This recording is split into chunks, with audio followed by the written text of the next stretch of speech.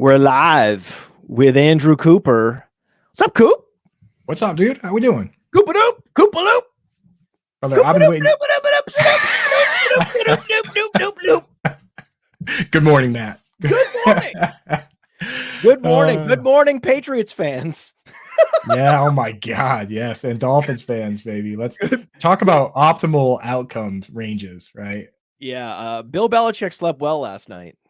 For He sure. really did. He's like, okay, so let me get this straight. The Bills lost, and there's no Aaron Rodgers for the rest of the season.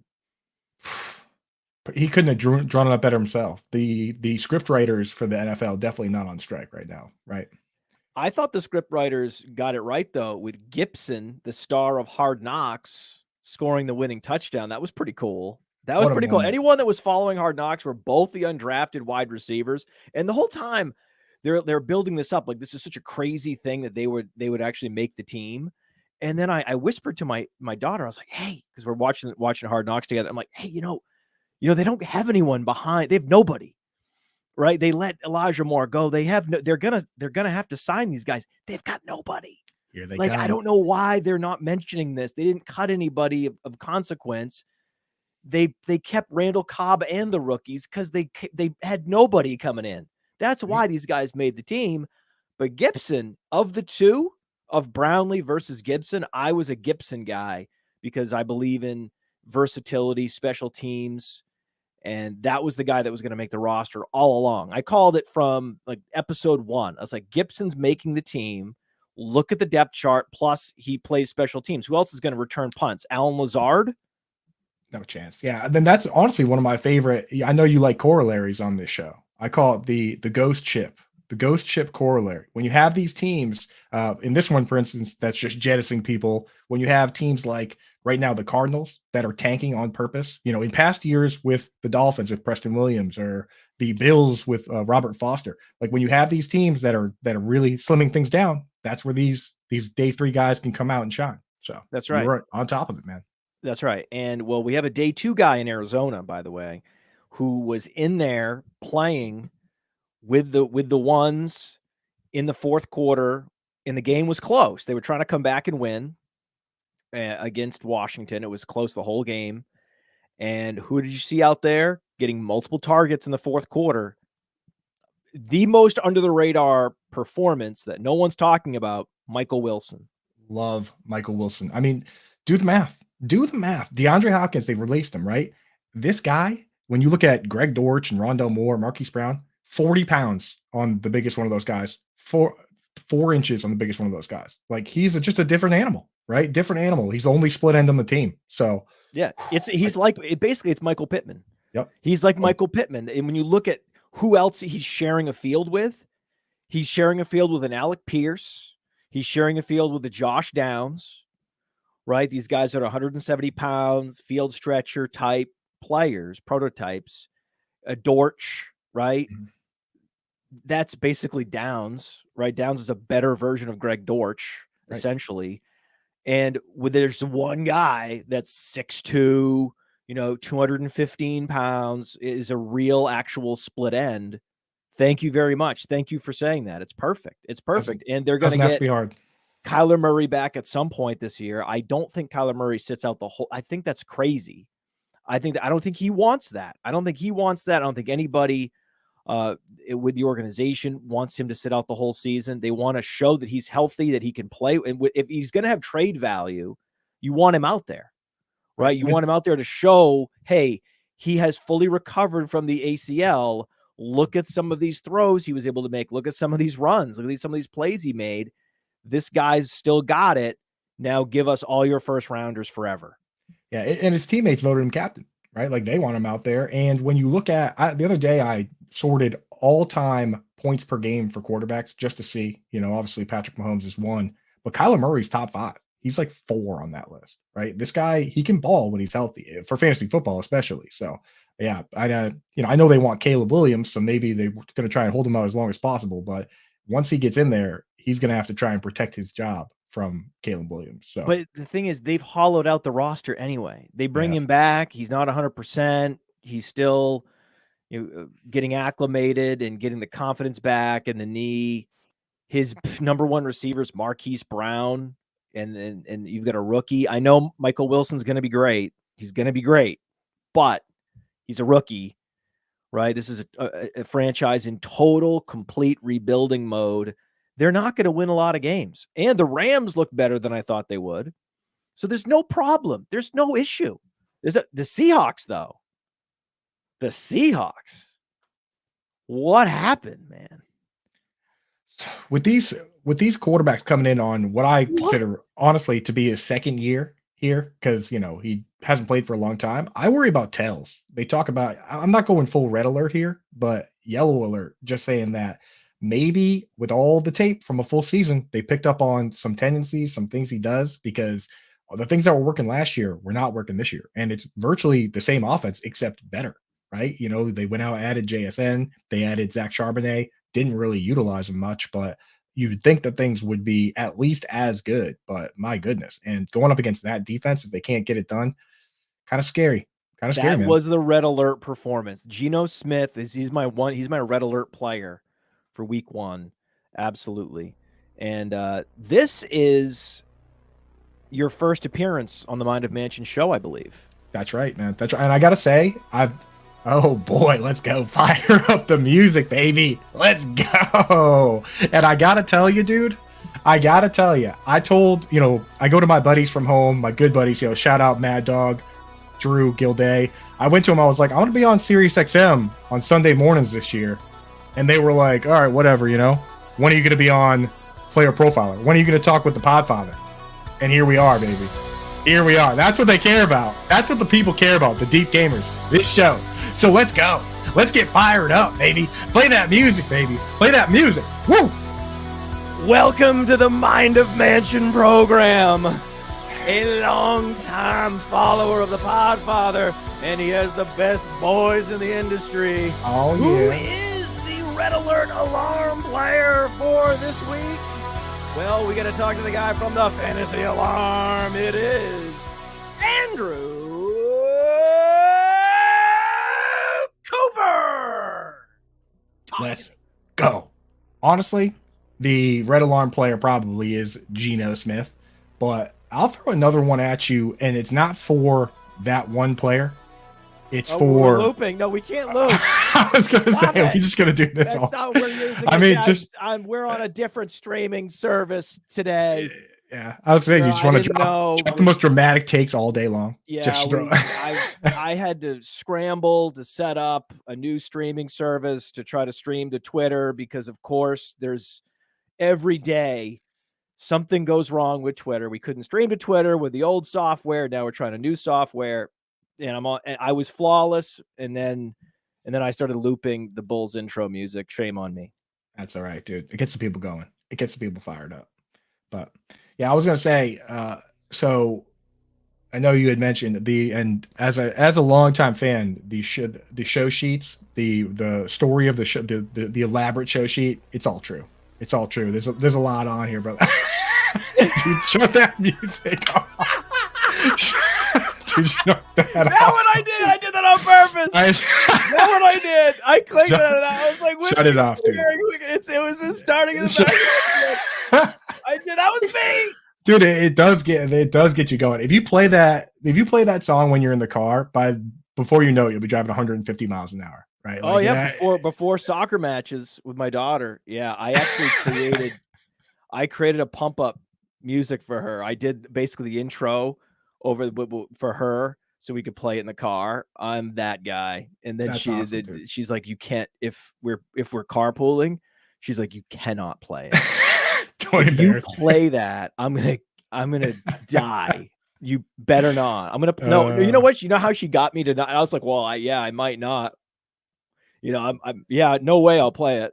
Just kidding. Right? And then she's like, no, seriously, Dad, if you do, I'm going to play bad. And then I'm like, oh, in that case, you got to back it up. In that case, dude. Hands off. No song. You just got it playing in your headphones while you watch. Play good. While you watch the game, you got it playing in your headphones, though, getting fired up, right? Oh, yeah. Well, yeah, like, let's go. Yeah. Warming up. Yeah.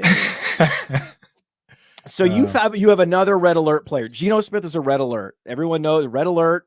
We're worried that Geno Smith was figured out by the league. That's a fear. There's a couple quarterbacks actually that we probably talk about today. Yeah. Who may be in the process of getting figured out by the league or have been figured out by the league. And there's also quarterbacks that are making adjustments. They're starting to figure the league out. So you have some quarterbacks figuring the league out, others where the league is figuring them out. So we're trying to navigate that. That's an important thing to navigate after week one, to start to figure out who your buys and sells are going to be. But you have another guy that's a potential red alert player. Yes. And it's actually tied to a quarterback here. It's tied to the way he operates, and that's DJ Moore. Right. And a lot of people look this week and see the 37 pass attempts for Fields, and that's promising, right? Like that's what we want. We want him to throw more. I'm encouraged by this. Agreed. Now there's an underlying number though that is going to concern you maybe a little bit here, which is that when you look across the league and you compare dropbacks to the actual throws, you would think that on most dropbacks, the quarterback is throwing the football. And for a lot of guys, that's the case. You look at Tom Brady last year, 97% of dropbacks, he's actually throwing the ball, right? Most guys, it's 90, at least 85, 90. Even Jalen Hurts and Lamar Jackson, the guys who tuck and run, they're at like 84, 86%. Last year, the second lowest player was Daniel Jones at 82%, and Justin Fields was 71%. So this guy, they were actually calling the plays a lot of the times. They called like 30 pass plays a game, and he was throwing it 21 times a game. So this guy does like to take it himself, or he gets sacked, or things happen. But yesterday, to get to those 37 pass attempts, when you look at the sources out there like Pro Focus, things like that, easy for me to say, he had like 54 dropbacks. So you had to have this irrationally large number of dropbacks to get to 37. And when you do the math on that, that's once again 71%. So I just worry that this guy, unless he actually transforms the way he plays, in normal games, if they're dropping back not 50 times, but more like 30 or 40, we're back to throwing it 20 times again, So I am a little scared for DJ Moore from that sense. But the raw number of 37, you got to like that, right? It was a total blowout. Yeah. That's the issue. Is it this was bad. Like this is a bad team. This team they were dead last year. So this was the Packers with all 24-year-olds and under scoring, rolling up the scoreboard. Right. Romeo Doubs didn't even play last year, really. Goodness. So I don't know, man. It's a little scary. I see people putting in waiver claims and free agent bids on Romeo Doubs. You're not doing that, right? No.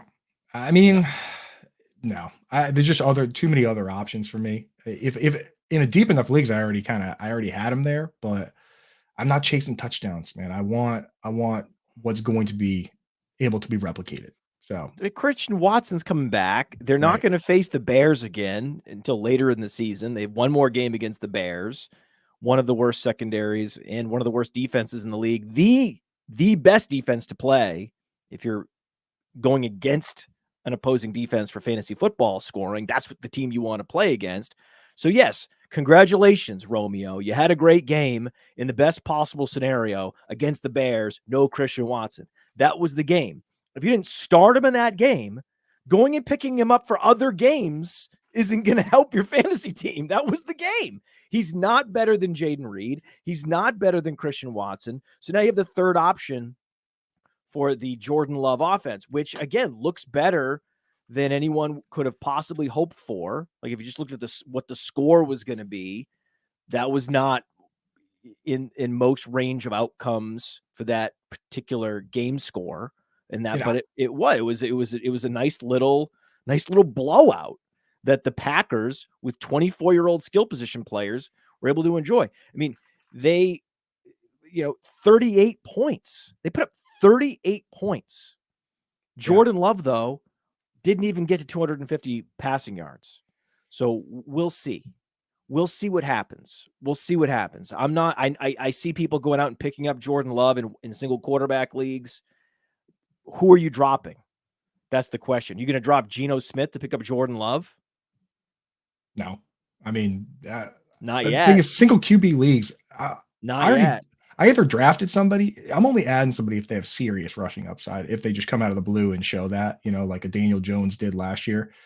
in single QB leagues, you either drafted somebody that can chuck it, or hopefully you grab like Anthony Richardson from the deeper range there, or Daniel Jones, or somebody who can run, because some of these guys that are even, Mac Jones this week threw for 3 touchdown passes, but is he moving the needle in single QB? I don't think so. No, no, and of course all these guys are already rostered in superflex, so I don't even know what world you're gonna drop Fields for Jordan Love because they played against each other and Love looked better. That would be idiotic. If you look at that would be crazy. What about dropping? You're going to drop Dak Prescott with that offense? Absolutely not.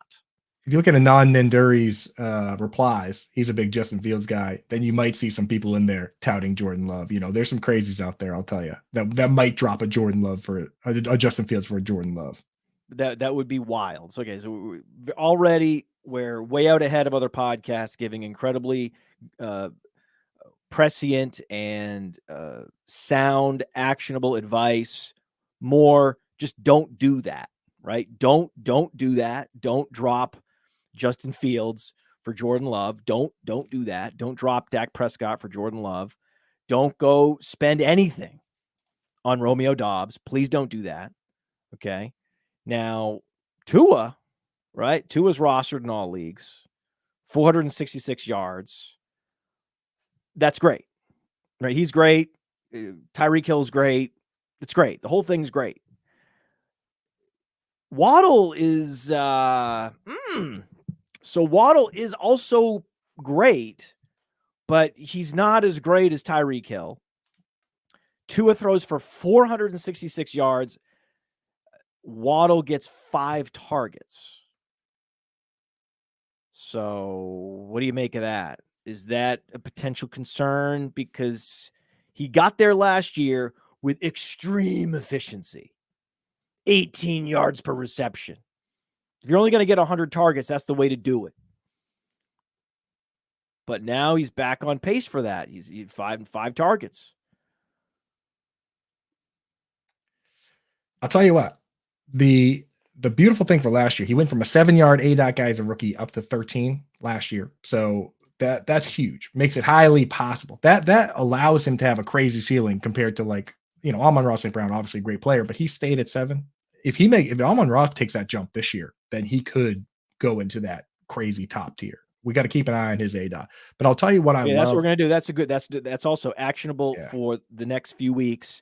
Monitor the Amon-Ra St. Brown target depth. He's going to get there no matter what. That's why he was such a great draft pick.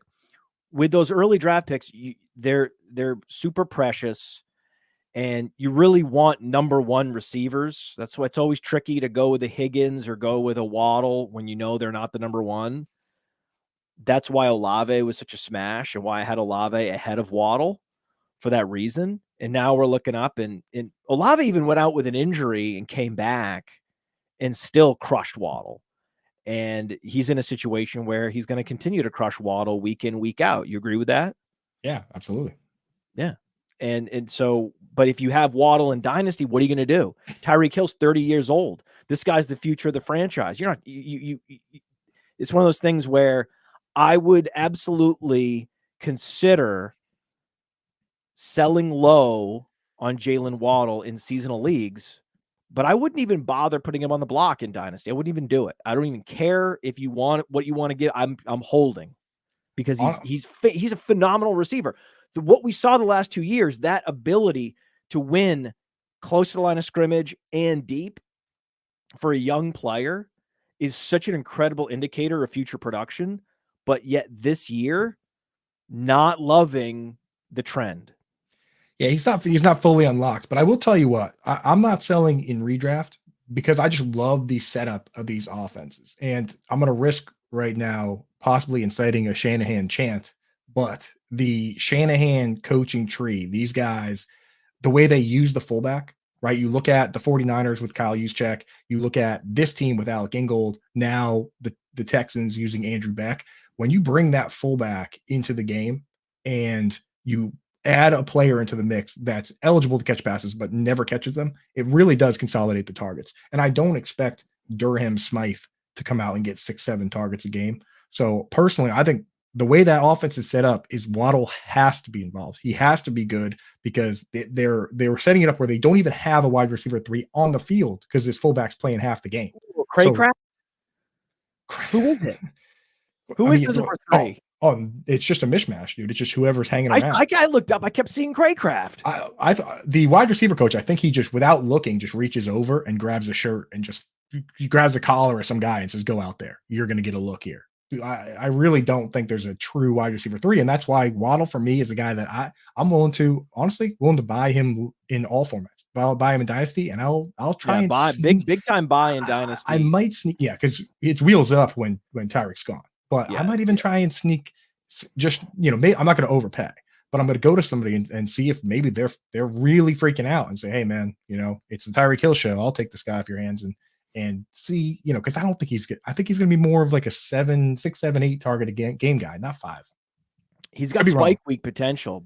But if the spike weeks just don't line up for you, then you could end up having an underwhelming season just because, that final week where you would have had the spike week, the time ran out, clock ran out on you, didn't quite get the spike week alignment, where last year he had the spike weeks early, the spike weeks late.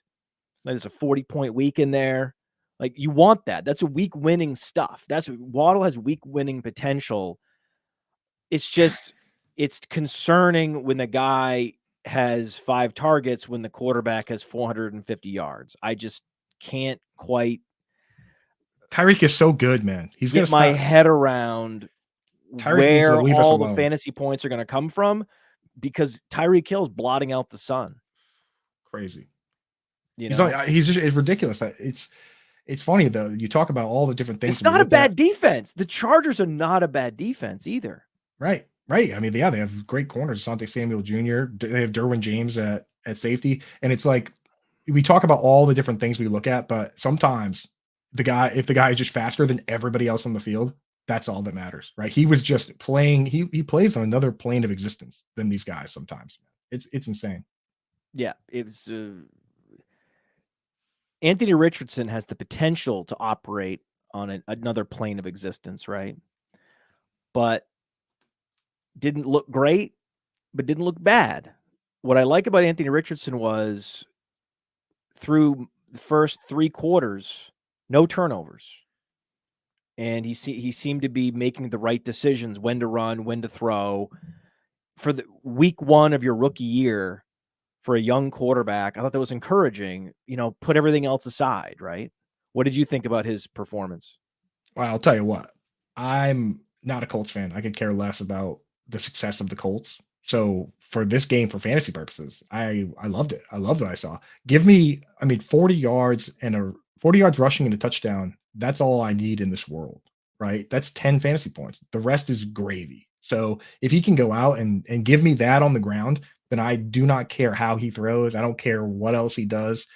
All I care about is that rushing touchdown and the super cool 360 dunk celebration he does afterwards. So honestly, it's impossible to say whether he's going to be a career quarterback and a franchise quarterback. But I'll tell you what, I had a couple leagues where I drafted him and I played it safe. I drafted another QB like Jared Goff, who I started this week.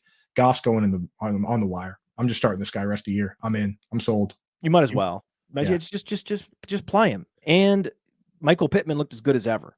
Yes. And the connection between him and Pittman was picture perfect. It's exactly what you wanted to see. So it is one of those performances that did not light up the box score at all, but he actually had more rush attempts than we projected him to. We projected him for 9 a game. He had 10 a game and didn't turn the ball over. And I'm like, wow. What I just saw was great. That was a wow factor performance that did not inspire any wow factor in the box score, but given the context of who it was and what game it was on the schedule, week 1, against the what is going to be the ultimate division winners. Great job. Now I have not 10, not 20, 25 burning questions for Andrew Cooper. And it's not really 25, but we used to do 10 burning questions. And now because of the show sheet, it's this tome, right? So you know what? 20 burning questions for Andrew Cooper after this. Let's take a moment to talk about Underdog Fantasy. Now, many of you have already signed up. Thousands have signed up from Player Profiler already over the years. Underdog has supported us since 2020. Much of what you see on Player Profiler is because of Underdog, because of their support. Get the Underdog app, plug in that promo code Underworld. I used to play Underdog just for the best ball drafts. I mean, the best ball drafts are amazing. These draft rooms fill so quickly, and you can win life-changing money. You want to take advantage of all the sleepers we talk about on this show? Well, what better place than in an Underdog draft room to do that? And I recommend taking your Underdog play to the next level by diving into their NFL pick'ems. It's important to correlate those NFL pick'ems. You can pick both the quarterbacks and the wide receivers to exceed expectations. Correlate them, and you can 5x your payout. Bada bing, bada boom. Underdog Fantasy, the promo code is Underworld. For an instant deposit match up to $100, Underdog is the truest friend of the Underworld. All right. 20 to 25, maybe 30 burning questions. A lot of questions. They're burning a hole through my show sheet. Now, we talked about Geno Smith. Red alert for Geno Smith. That's true. Zach Charbonnet, red alert. I mean, for now, you can't possibly start a guy. He only played 11 snaps, right? He didn't get a single target. So, I mean, he's just completely on the back burner. In Dynasty, you draft. What about the second round capital, Andrew? Well, I thought this. What about the all-purpose skill set? The guy catches all these passes, 36 passes at UCLA. You got to know who you're dealing with. Dump offs. They were mostly flare routes.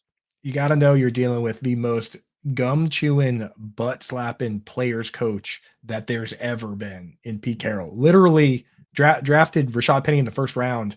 Chris Carson, undrafted free agent, keeps him as a starter. Carson puts the ball on the ground 4 times in 4 games, doesn't bench him.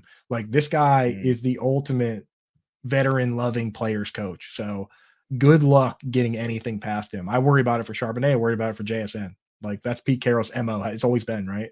Well, what about this Tyler Lockett injury? I mean, yeah, that's great for JSN. I mean, but how long is he going to be out? So that's the thing with Tyler Lockett as well, is that Pete Carroll just lets this guy play when he's hurt. I've seen Tyler Lockett go to the hospital and then come back and play the next week and get zero touches, right? He just played the whole game and didn't touch the ball. Like, he's just limping around out there. So Tyler Lockett, whatever a normal person would miss, subtract 3 games from that. And Tyler Lockett will be out there just doing nothing. I'll tell you, that's the way they roll over there. So I have to tell you that it was a beautiful thing. If you listen to the show all summer, I was constantly asking analysts for their running back 3 through 5 from this rookie class, right? Give me your top 5 running backs. We know what 1 and 2 are. Give me 3, 4, 5. And they kept starting with Charbonnet. Yeah. And I was like, can you please not do that? I was like, please, for the love of God, can I beg you not to say Charbonnet? Tell me why it's Charbonnet over Roschon Johnson. You think Kenneth Walker is in the same universe as Khalil Herbert? What are we talking about here? Do you think that Charbonnet is actually better than Roschon Johnson? Do you know what Roschon Johnson would have done at UCLA and what Charbonnet would have done behind Bijan Robinson at Texas? Do you even understand what you're saying? One guy refused to even go to the Senior Bowl. He didn't even want to go. Roschon wanted to go so bad he broke his hand and he wouldn't come out of the practice. What are you? And then, so the whole time I'm like, well, the answer is Roschon Johnson, but if you want to go Zach Charbonnet, that's fine. And I had that. It was like every single analyst, they refused to get off the draft capital and see these players for what they are and the situations that they're in. And then you look up, Andrew, and I know it was just garbage time, but 7 targets for Roschon Johnson. Roschon Johnson was exactly, his role and his production were exactly what these Zach Charbonnet fans wanted. And the whole time I was explaining to everyone that would listen within the sound of my voice, the guy you think Charbonnet is actually Roschon Johnson. Well, I'll tell you right now, I had Charbonnet ranked ahead of Roschon Johnson. Who didn't? I know, man. I'm not gonna lie to you, dude. I know. All right. I'm not blaming him. One game in. It's 1-0 Podfather. 1-0 Podfather against the world. Yeah. These are smart people, right? These are smart people. But now at this point, after week 1, you might change that. I mean, if you can somehow milk 7 targets out of the quarterback that's a mobile QB that we know don't like to dump the ball down and was a bottom 3 team in passing to the running back last year, if you can get 7 targets out of that guy, you get 7 targets out of Stone, man. So, I Will mean, Charbonnet have a 7-target game this year? I mean, I would bet against it. I would have bet against Roschon having one. 7 targets is a lot. It led the league this week for running backs, for all running backs.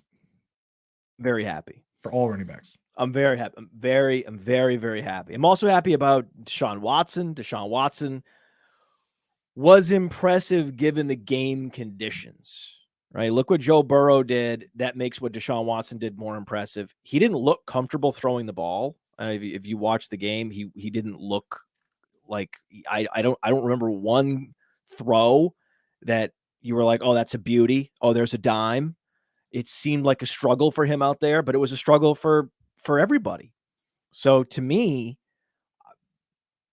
it's only upside from here on for Deshaun Watson. It's absolutely glass half full. And Elijah Moore, it was just funny that he was a big time prolific SEC wide receiver, a very similar play style, very similar body type to Amari Cooper. And one was like the 4th pick in the first round. One was the 4th pick in the second round. There's a lot of parallels between these guys. One guy is well past the age apex. One guy is in his super prime. And it's going to be fun to see who has more targets, who is the true alpha in this passing game, because they were exactly the same. Same targets, same production, same everything in week 1. We'll see. It's now up for it's going to be up for grabs between those two this year, right?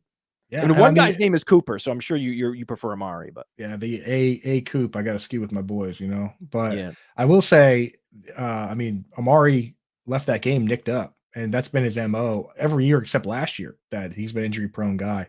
So as of right now, you got to be feeling really good about Elijah Moore, just considering that Amari Cooper's he's going back to the old me, right? The old Amari Cooper, man. So there's a real possibility. The guy that disappointed me was David Njoku.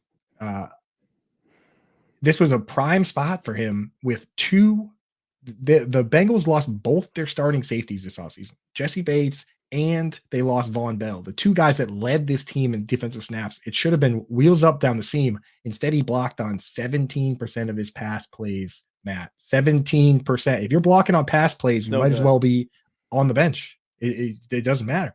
So, yeah, Njoku, I'm a little nervous for him, but Elijah Moore, got to be feeling pretty good about it. And I'll tell you, Donovan Peoples-Jones, his uncle was in my mentions this summer telling me that he was the wide receiver too, but sorry, I got to apologize to the uncles of the world. I think Elijah Moore is the guy. Donovan Peoples-Jones will have weeks. Of course. Okay, I want to make sure people know that Donovan Peoples-Jones that game was nullified. It was null and void. The weather conditions were horrible. Again, Joe Burrow barely produced a thing. He barely completed a forward pass in that game. Okay. There's going to be a 400-yard game for Deshaun Watson that's out there. Okay. Especially in that division. All right. Against the Steelers. What do you think they're going to do against the Steelers? All right. We'll talk about the Steelers in a minute because I have a lot of thoughts on the Steelers. But there's going to be some big games, and Peoples-Jones is out there, right? It's a well-established. What I like about this passing game is it's well-established. Who the 1, 2, the A and B are interchangeable, but then the 3 is clearly DPJ, and then you have Njoku, and it's exact. And then there's who is the number 4 receiver? Is it David Bell? No one cares. David Bell had about the grossest drop I've seen in a long time this week. I'm not even sure. I think he might have just got 1 target, wide open for first down, hit him square in the chest. You could have pinned it to his chest like a note to Ralph Wiggum's chest, and he just right on the ground. So I think David Bell season might be over. It's probably done, but there's no threat there. It's going to be these 3 guys in 3 receiver sets, and Donovan Peoples. He is a big, fast downfield playmaker. He's gonna have 4 catches for 110 yards and 2 touchdowns.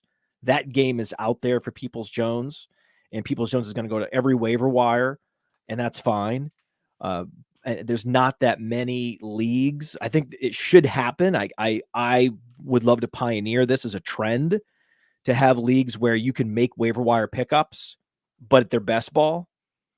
That would be a great format for Donovan Peoples-Jones, people to pick him up, because that would be perfect. He is a quintessential best ball player. And if I had a bunch of him in best ball, I wouldn't even sweat it, because it doesn't matter.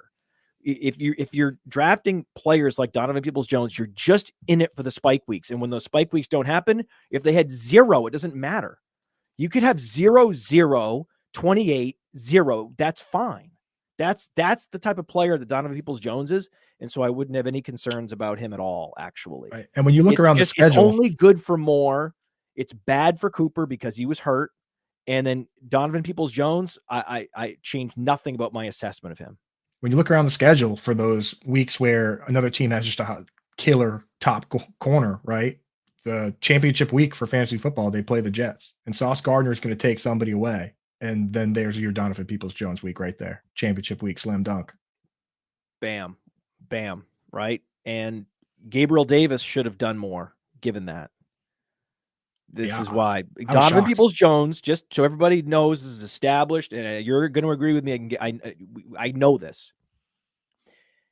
Donovan Peoples-Jones is better in every way than Gabriel Davis. Fact. They are similar size. One guy is super explosive and was very active in special teams in college, which means he's better at football. He's better at understanding the nuances of, creating leverage on a football field and gaining yards after the catch. These are things that Donovan Peoples-Jones is better at than Gabriel Davis, who is the quintessential catch and fall down wide receiver and doesn't do anything special, doesn't create separation, doesn't have special hands, has nothing special. He's just a big body out there with Josh Allen. That is it, and that is all. That is his entire list of positive attributes, where Peoples-Jones actually is a fun, interesting, exciting football player. That's the difference. But when you're going to look up, and they're going to have the same exact stat line, because one guy is technically the number 2, though Hardy got more looks with Josh Allen, and one guy's the number 3, that's really going to be just where they are in the target pecking order is what's going to be the driver, where one guy's going to be more efficient, Peoples-Jones, the other guy's going to get more targets and have more production. And you're going to look up, and it's going to be the same 850-yard stat line. I mean, I've been saying it going back to last summer, man. Last summer with Gabe Davis, that he is your quintessential next man up. That's where you love the guy. That's where you want him on your team, because he's a good guy, right? Like, everyone seems to like him. And he's big enough that he can play split end if your split end's hurt, or flanker or slot. He can do it all. It's like Zach Pascal, right? And if you go over to playerprofiler.com, Gabe Davis's best comparable player is Zach Pascal, right? You want to have a Zach Pascal on the team. You want to have a I didn't even know that. For sure. I mean, it's like, it's nice. They're the same, right? And so you want to have a Van Jefferson on the team, who's a coach's kid and can play all the roles, but isn't particularly amazing at anything, because it saves you roster spots. When you have one wide receiver that can play all the roles, then it saves you from having to have a bunch of them. A guy like DK Metcalf, awesome player, but he can only play the one thing he does. He doesn't do special teams. He's not going to play flanker, not going to play slot, right? So I remember when Donovan Peoples-Jones was drafted, I was talking to Marcus Mosier, and he's like, this was an incredible draft pick. This guy can do punt return. He can do everything. And he's athletic. He has upside. He has all of that, plus the upside that a Gabriel Davis does not have. You know what it was? It was when Harbaugh first got to Michigan, and he had the quote, people were like, why does your team suck? And he had that famous quote, you can't expect to plant potatoes today and eat potato salad tomorrow. Like, that was the period of time where Michigan was just not good. And that happened to be when they had Donovan Peoples-Jones and Nico Collins and these guys. So I'm willing to give him a pass on the college production. And, he's still interesting to me in Dynasty. It's just right now, during the Amari Cooper era, and maybe he's hurt. We don't even know what he's looking like. But once Cooper phases out and it's Elijah Moore and DPJ, now we're probably feeling pretty good. But for now, you're right. He's probably just a spike week guy. Yeah, DPJ, sneaky Dynasty buy. Yeah. I like that. That's right. That is right. Now, what about Will Levis? Will Levis is going to see some action this year. Spoiler alert, I can tell everybody right now, he's going to see action. Okay. So is Malik Willis. These guys are going to get in the game. That was one of the pukiest performances I've seen at quarterback. The number of shoulder shrug moments, the hands up in the air moment, eye roll moments from DeAndre Hopkins looking at Ryan Tannehill, it happened 4 or 5 times where it was just like, what are you doing? Why is it so far behind me? Why is it so far out of bounds? Why was this timed so poorly? Help me out, dude. I'm getting open. I'm getting separation. And you're just shot putting it out there. I was embarrassed for Ryan Tannehill. I really was. Yeah, it was rough, dude. And honestly, the other part of it is you bring a guy like DeAndre Hopkins in and expect him to not act like DeAndre Hopkins, where, man, like if you get it anywhere near him, he will go get it. But if you throw it like that, that DeAndre Hopkins will tell you what's up. Like I've seen the sound bites from Hopkins talking to people, like, talking to Belichick, talking to the coach from the wide receiver coach from the Cardinals. Like he'll tell you exactly what he's thinking. So I'm sure what we saw on the field was only half of what was said in the locker room, because that was grotesque. 3 interceptions, no touchdowns, under 200 yards, throwing to Hopkins, and Treylon Burks is apparently healthy. Chikakonkwo couldn't get him the ball either, man. It was pretty nasty. And here's the craziest part of that stat line, Matt, for Ryan Tannehill is Derrick Henry, of all people, broke off that big chunk on the screen pass. So yeah, those yards don't count for Tannehill. Like how many air yards did he have this week? Oh my God, dude. Chikakonkwo was wide open. I know, dude. No one was around him, and he's one of your guys. Ripping my heart out, man. He's one of your guys. He's one. You're a tight end whisperer, and you profile these tight ends. You're like, Chikakonkwo, he checks all the boxes, man. This is the guy. This is the next guy. And then I was thinking about you. I'm like, oh my God, I'm talking to Andrew Cooper, and this ball was so far over his head, and there was no one there. That was the moment. I was like, oh wow, I'm embarrassed because they're gonna have to watch this film back, and Tannehill's gonna have to watch this film. It was like they switched out the footballs or something. Like he literally looked like he was using a football he'd never thrown. So I don't know, man. The part that for the Will Levis, fantasy gamers that hurts is that he was the emergency third QB, and they all offseason for no reason at all. They didn't announce who was the backup, and they never actually announced it. The way we learned was Malik Willis was he was active, and Will Levis was in uniform but inactive, and the emergency QB. So you're right. He needs to jump over Malik Willis, but I'd rather see that sooner than later. I just want to see something. My position is it depends on how the next few games go. If they continue to lose games, then it's going to be Levis. If they're in games, if they're in the division, if they're competitive, then they're going to want to go with Willis because he gives them the best chance to win, and he's the most ready. They're both raw. They're both going to be mistake prone, and that's the reason why Will Levis is behind Malik Willis on the depth chart. But we're going to have to monitor that the next couple of weeks to see if Levis leapfrogs him, because they will announce it when it happens. Right. If and when it happens, they will announce it. And especially if they're 0-3 and then the coach gets fired and the whole thing, the whole thing is going to downward spiral from here. It's too bad because this is a team that does have an impressive front seven. Like they are a menace to society up front. And whenever you have that, you're in games. Like you can make things happen. It's how the Cardinals almost won, because they forced the strip sack fumble for a touchdown.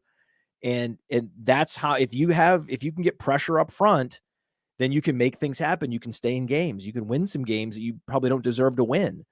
So the Tennessee Titans, they have Henry in the screen game, and they've got this front seven. It's going to allow them to win some games, even if Tannehill. I haven't seen a game. Probably you'd have to go back to Zach Wilson last year.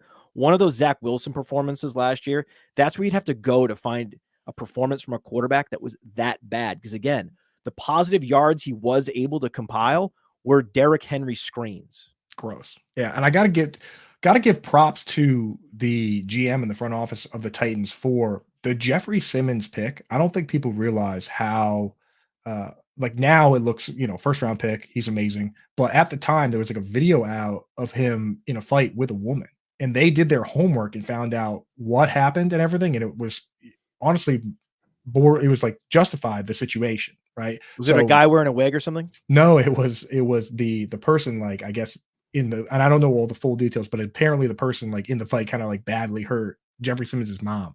So it was like kind of self-defense. Oh, wow. Yeah. Oh, so shit. yes. So it was like they did their homework, found out this guy was not a bad guy, and it was just like a very weird clip that was found. And then he tore his ACL right before the combine.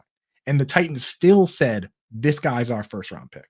And now he's an absolute monster. I mean, right? he's a menace. The Titans did their homework for sure on this guy, because every team had every reason to say, you know what, never mind. And the Titans still in the first round, they were like, no, we need this guy in the middle. And he has been nothing but disruptive. So good for them for taking a stab on Jeffrey Simmons, man, because awesome.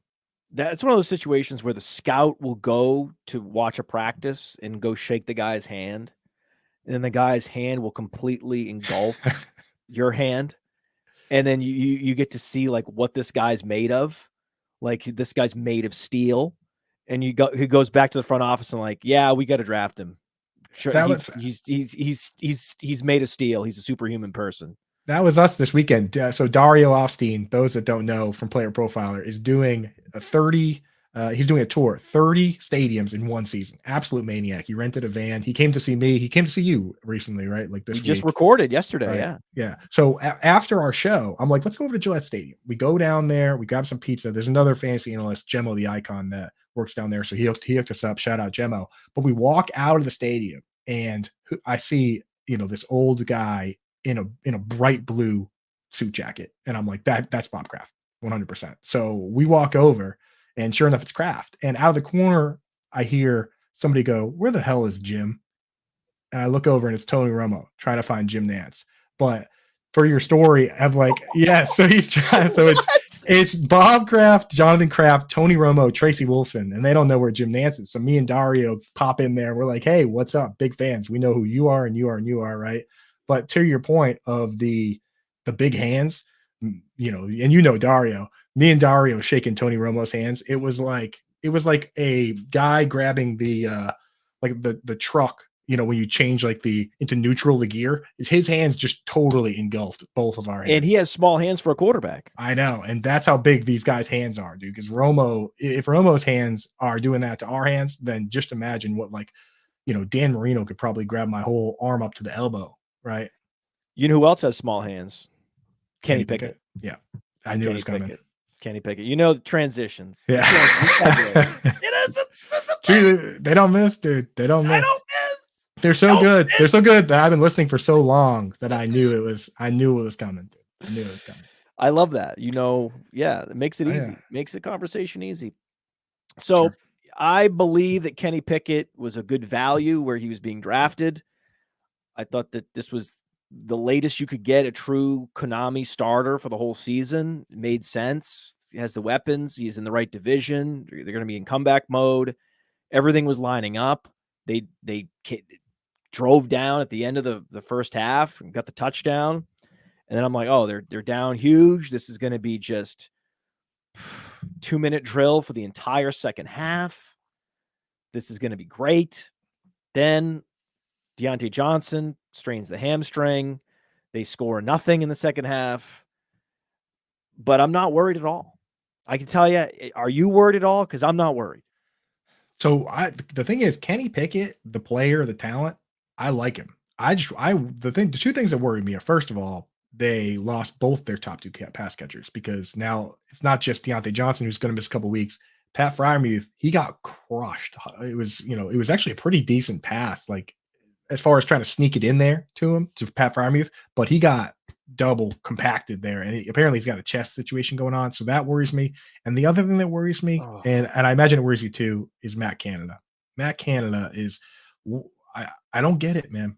I wonder, it's like Mike Tomlin is just keeping one last parachute to blame things on in case things go poorly. But what is the deal? What is the deal with that play calling, man?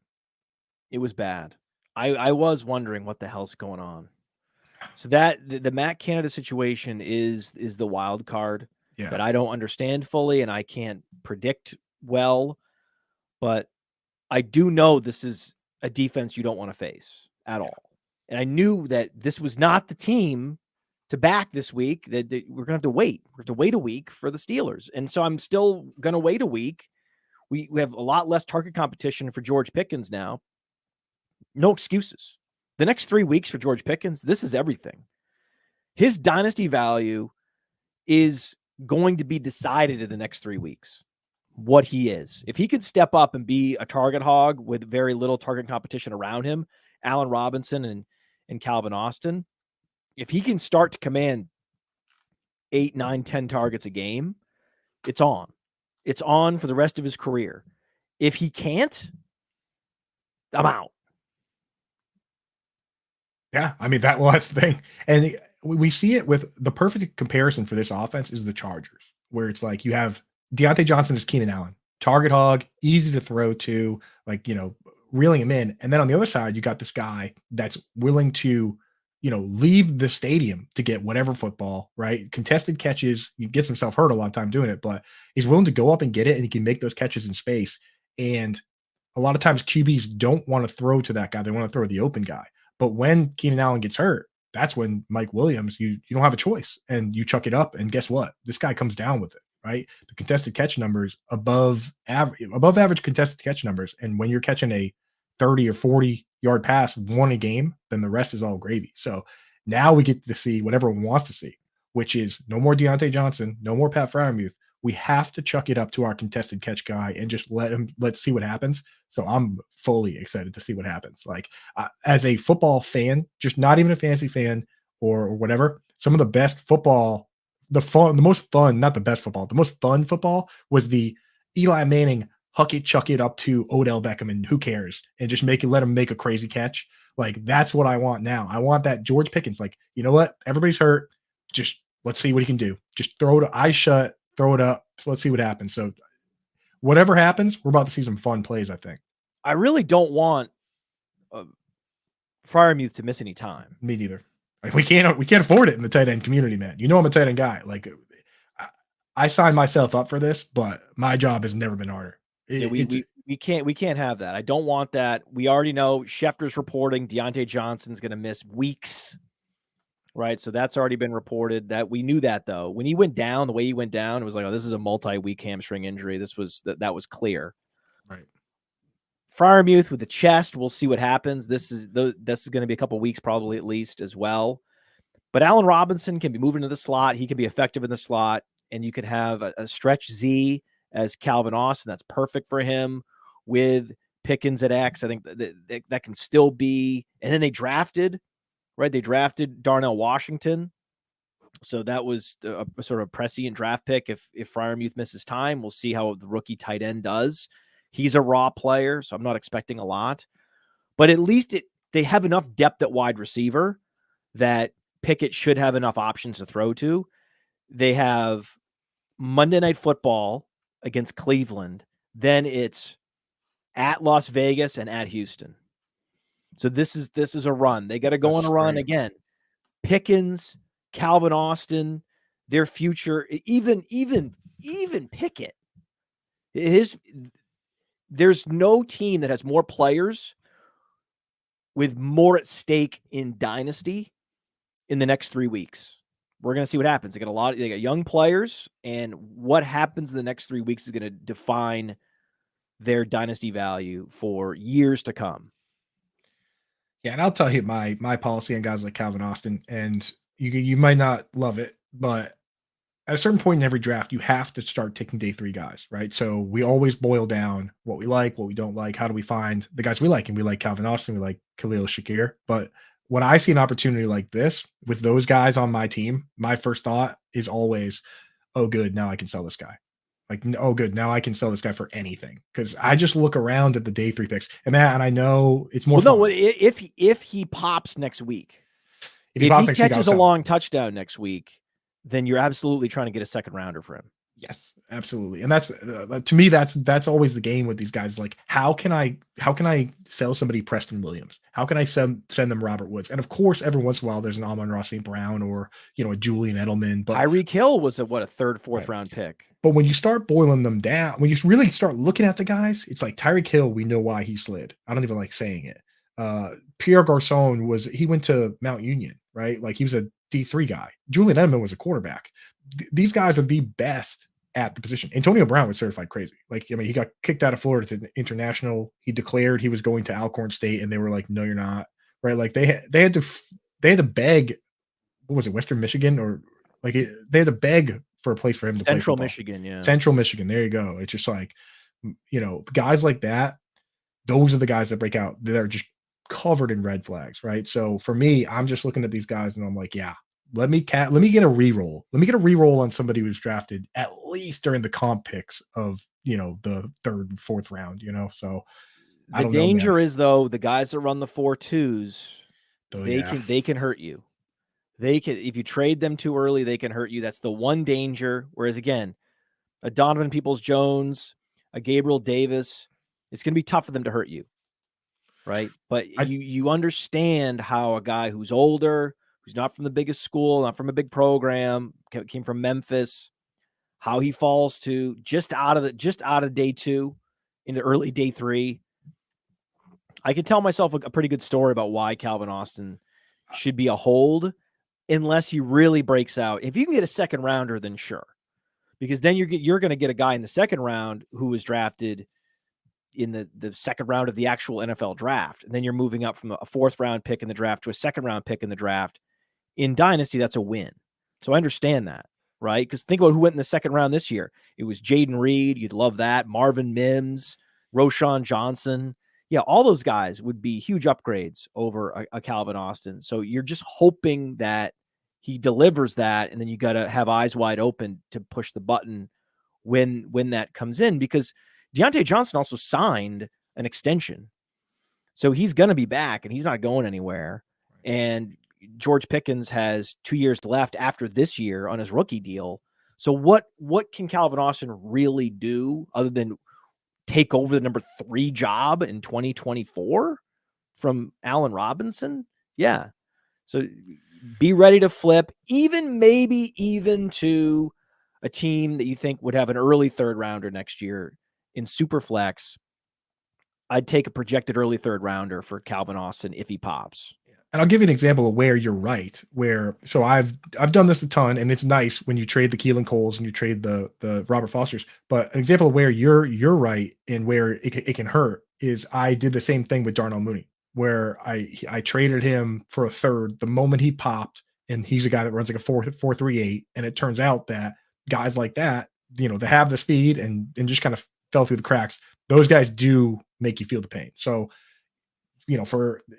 for me, it's a numbers game where I'm willing to sell them all, but you have to, like you said, Matt, you have to be able to get through the mental anguish of every one of 5 of them that you might sell is actually good, right? Because some of them are going to be good. So here's the best example. If you've seen the best example, I have the rookie card. It's Travis Fulgham, or who we got there? Travis Fulgham.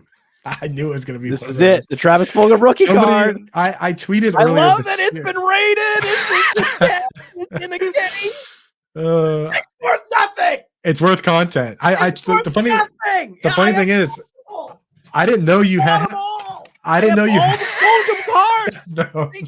I have a monopoly. All the top rated Fulgham rookie cards are owned by me. No one else can get their hands on them. They're not on the market. I won't sell them. Dude, so the funny thing is, I didn't know you actually had those until earlier this summer. I tweeted, the people drafting Isaiah Hodgins probably have a stack of Travis Fulgham cards in the attic.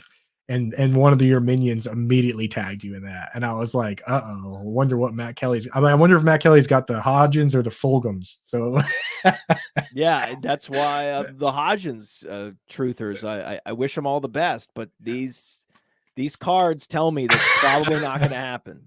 It's worth it for the content. Probably a good sell. Probably a good sell. Yeah, that's so funny, the most man. predictable thing happened on Sunday. Travis Etienne 5 targets. That was the most predictable thing that we've never seen.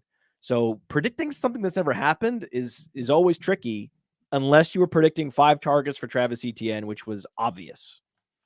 Yeah, and the funny part is I'm watching Red Zone, and I have it on. I like to have a few games on at once, but Red Zone's fun to have on. And Scott Hansen goes, Tank Bigsby gets carry, and he's like, "Oh, look out, Dynasty fantasy gamers! Looks like we have a bit of a split here." And then at the end of the day, it was 56 snaps for Travis Etienne and 15 for Tank Bigsby. So much for that split, Scott.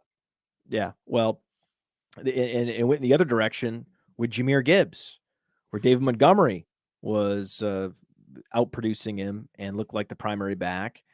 And again, sometimes I feel like I'm crazy. I'm like, am I crazy for drafting Olave over Waddle? Am I crazy? Is it that crazy? Why is it crazy? Right? These guys have similar skill sets. One's the number 1, one's the number 2. They even have similar quarterbacks. Derek Carr is essentially a right-handed version of Tua in many ways. So I'm like, okay, so now why am I drafting Jahmyr Gibbs over Travis Etienne? Explain this to me. One has theoretical receiving upside, as does the other guy. It's just that one guy had a season where he didn't deliver on that theoretical upside, but that doesn't mean he can't do it. In fact, everything I see beyond last year tells me he can do it. So now I can have basically what I have with Jahmyr Gibbs, but bigger and already an established primary back role. These are both offenses we want exposure to. They're ascending offenses. So to me, that was the perfect dichotomy because one was going a full round ahead of the other guy. Now they came back and they reconverged at the end of the year. If you look at the ADPs, they converged at the end of August. So I was proven right in many ways by the ADPs, but also by the performances in week 1, where now if we redid it, ETN would go around before Gibbs. Right. And I was going as far as to say Joe Mixon over Gibbs. And that's the hardest part of not playing this game, but explaining it to our audiences. And I run into this on Twitter all the time where I tweet something and you don't have enough characters to explain what the heck you really mean. But it's so hard to say, we like this player. He's a great player and a great person, but we're not going to draft him in fantasy because of the situation. Like guys like Dallas Goedert and George Kittle for me this year, where I had to say, no one thinks Dallas Goedert's a bad football player, but he has 2 wide receivers on the team that get 8 targets a game, right? Like that's the problem that we run into. And same thing with Gibbs, man. And people say they're on my timeline saying Dallas Goedert, he hurt me week 1. Dude, Kyle Duggar took him out behind the woodshed and put him to sleep this week. Like they just took him out of the game completely. And I think Goddard's going to have better games, but you know what's really scary, Matt, with Goddard is when you go around to the sports books and you try and find a book that's giving you a touchdown total that's higher than 3.5 and you can't find it. That scares me for a guy like that. I put money on him to score more than 3.5 touchdowns, but I'm not drafting him in fantasy because that line is so low. It's horrifying. And then I went back and looked at it over the last 3 years. 3, Matt.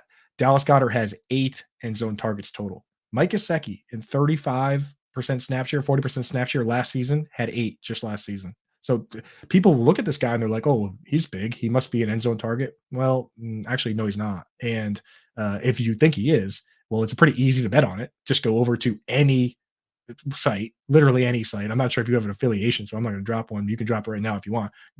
I've looked at them all. So BetMGM, promo code Underworld. Go to BetMGM right now. I guarantee you the Dallas Goedert over under touchdown line is 3.5 and maybe at this point even lower. So it's scary for fantasy, but I'm willing to bet the over. I can see it. 4 or 5 touchdowns, no problem. I got the guy in the early 3rd round of my rookie draft. I loved him coming out of South Dakota State. I've rode him the entire time, refused to trade him, and that's all. I don't have him in seasonal leagues because every time I went to draft a tight end, he was always gone a round before, and I was always getting either Freiermuth or Evan Ingram, right? It was the theoretical firewall of Goddard, Ingram, Freiermuth, knowing that you weren't going to get Goddard because your opponents were letting you off the hook with Goddard this year. He was getting steamed up just enough that you weren't going to get him because you were probably targeting a Chris Godwin, a Rashad White, even a Kenneth Walker at some times was available that late. A David Montgomery, perfect examples where when those guys were on the board, you were going Montgomery, you were going Rashad White, you were going Godwin. But then, it always came down to Freiermuth versus Ingram. Now Freiermuth's hurt. Ingram had a 100% catch rate. He looks like a receiver out there. He's amazing. What happened? He was dust. He was sluggish. He looked like he was treading water in molasses. He was treading molasses. That's what he was doing. Like he was churning molasses. That's what he looked like for years. It was like his legs were soaked with water. And then last year, suddenly it was like a magic trick. Like they just they took the power. It was like the king, the king of the Rohan Riders. Remember where he was under the spell? Oh yeah, the spell that guy. You have no. Was under the spell. You have no power here. That guy. Right. Yeah, he was under the spell, and he was just a decrepit guy. He wouldn't leave his throne. Remember? And then the spell lifted, and he was like, "Oh my God, I can ride a horse again." That wizard, like Evan Ingram's back on the horse, man. The wizard that was controlling him was Jason Garrett, dude. Just having him. He's like, "You'll be Jason Witten now, boy." He's got him, and that's what happens when you take a guy 6'3", 4'2", right? Like if you go on your player profile in your database and take the positions off, the best comparable players for Ingram are probably going to end up being like Andre Johnson and like Demaryius Thomas. Rest in peace. Yeah, but tight ends also Dustin Keller. Guys like that. He's in that crew. Yeah. Well, yeah. Dustin Keller was very athletic. He just, never Jordan really Reed. Remember Jordan Reed? He was awesome. Washington. Dude. Jordan Reed. If you sort all time PPR points per game for tight ends, Jordan Reed's still top 10. He just had the concussions and, the bones in his foot and all that. So Jordan Reed was a good player. He just really good. Couldn't awesome. Yeah. That's the type of player we're talking about. Like imagine, like Gerald Everett, but good. If Gerald Everett was good at football, right. That's Evan Ingram, but that's good. Like that to me, that's the right team. You want exposure to these teams. Are going to score a lot of points this year. So yeah, it's looking like the best option, the best value at tight end is probably going to end up shaking out to be Evan Ingram. Can I say something real quick? I'm stealing because I've been thinking about that term, like that situation for so long, but I never had a word for it. I'm stealing theoretical firewall and I'm using that because it applies in so many drafts where you're like, as soon as someone takes this guy, I'm taking this guy, right? Like all offseason, Joe Burrow was my theoretical firewall to taking Justin Herbert, right? So the theoretical firewall is so real where it's like any draft, it doesn't matter what round, as soon as this guy and this guy go, now you have permission. Yeah, as soon as Goddard goes, I was pushing the button on Freiermuth and Ingram. Right. That's such a great term, dude. Yeah, it was a theoretical firewall. That's what it was. Now, a theoretical buy low option is Rhamondre Stevenson because no one's actually going to sell you Rhamondre Stevenson because they have eyes and they know what they're looking at. But in theory, he disappointed, but he had 18 touches. So there's a theoretical buy low. Right. Led all running backs this week in routes run. And I know the game script called for a lot more Patriots offensive plays than we normally see. But this Bill Belichick and the gang falling for it, as we all have with the crop top and the nose ring of Zeke Elliott. And you can't help it. You look at this guy and you're like, there's something in there, right? You got to give him the ball. Player. I know and the doing the whole eat the cereal thing or whatever, that eat him up thing. It's like you just want to give that guy the ball. Meanwhile, you have Zeke Elliott from like 5 years ago. That was just amazing and dynamic. You have that. His name's Rhamondre Stevenson. So hopefully they figure that out soon. Zeke tied. I think Zeke and Roschon Johnson tied for the most targets for running backs this week. 7 targets for Zeke. Those should all be going to Rhamondre Stevenson. And I don't want to see Ty Montgomery in the backfield again. Like the idea of that last year or whatever, they had plans, cool, but you have two guys now that are getting it done. No more running back Ty Montgomery. Well, that was the most extreme theoretical case for Rhamondre Stevenson heading in, because I'm just going to say theoretical all the time now. Yeah, I like it. Right, we're just going to keep using it. We've entered a different realm. We've entered the theoretical realm. Zeke helps Rhamondre because he actually offsets any need for Ty Montgomery. Because, okay, going in to the season that Rhamondre Stevenson can't get a 100% snap share, 100% opportunity share. He is going to share some of the workload with somebody. It might as well be Zeke between the 20s and not Ty Montgomery, ensuring that he gets all of the targets. You're actually giving more weighted opportunities by adding Zeke to Rhamondre Stevenson. That's very counterintuitive. Right. Well, that's the thing, is that when you look at who you want to join the backfield, if someone is going to join, and they always kind of do, you don't want that guy to be a pass catcher. So that's why Zeke, it's like, okay, we just brought Dameon Pierce back and things are going to be fine. And then they throw 7 targets to Zeke. What are we doing? What are we doing, man? And that game, I know, are you still a Patriots fan, or have you just given up fandom for any team altogether? I have very little left in the tank to be a fan, but I do hope for the best for the Patriots. It's just we're in a fun purgatory right now as a Patriots fans. Yeah, I would love for this us. This is what a lot of teams, basically. This is the standard operating status for most fans, is what Patriots fans are going through right now. It's just such a foreign feeling, right? But this is Patriots. Hey, fans, Pats fans, this is most teams. They just, I don't like it. They're going nowhere. They got nothing. You don't have any idea if it's ever going to happen again. That's most teams, Pats fans. So welcome to the world of being a normal sports fan. Hasn't been a parade here in like a couple of years, Matt. It's getting scary. Like, we need the Bruins or somebody to step up. Yeah. Well, so now I think an actual buy low could be Dameon Pierce, though. Unless you just don't like running backs on bad teams, which I would understand if you said that. So I do. The thing is, we like running backs on bad teams when they're willing to just say, all right, season's over. This is our one good player. Let's give him the ball every time, which the Jaguars did with James Robinson, and the Cardinals might kind of do with James Conner here.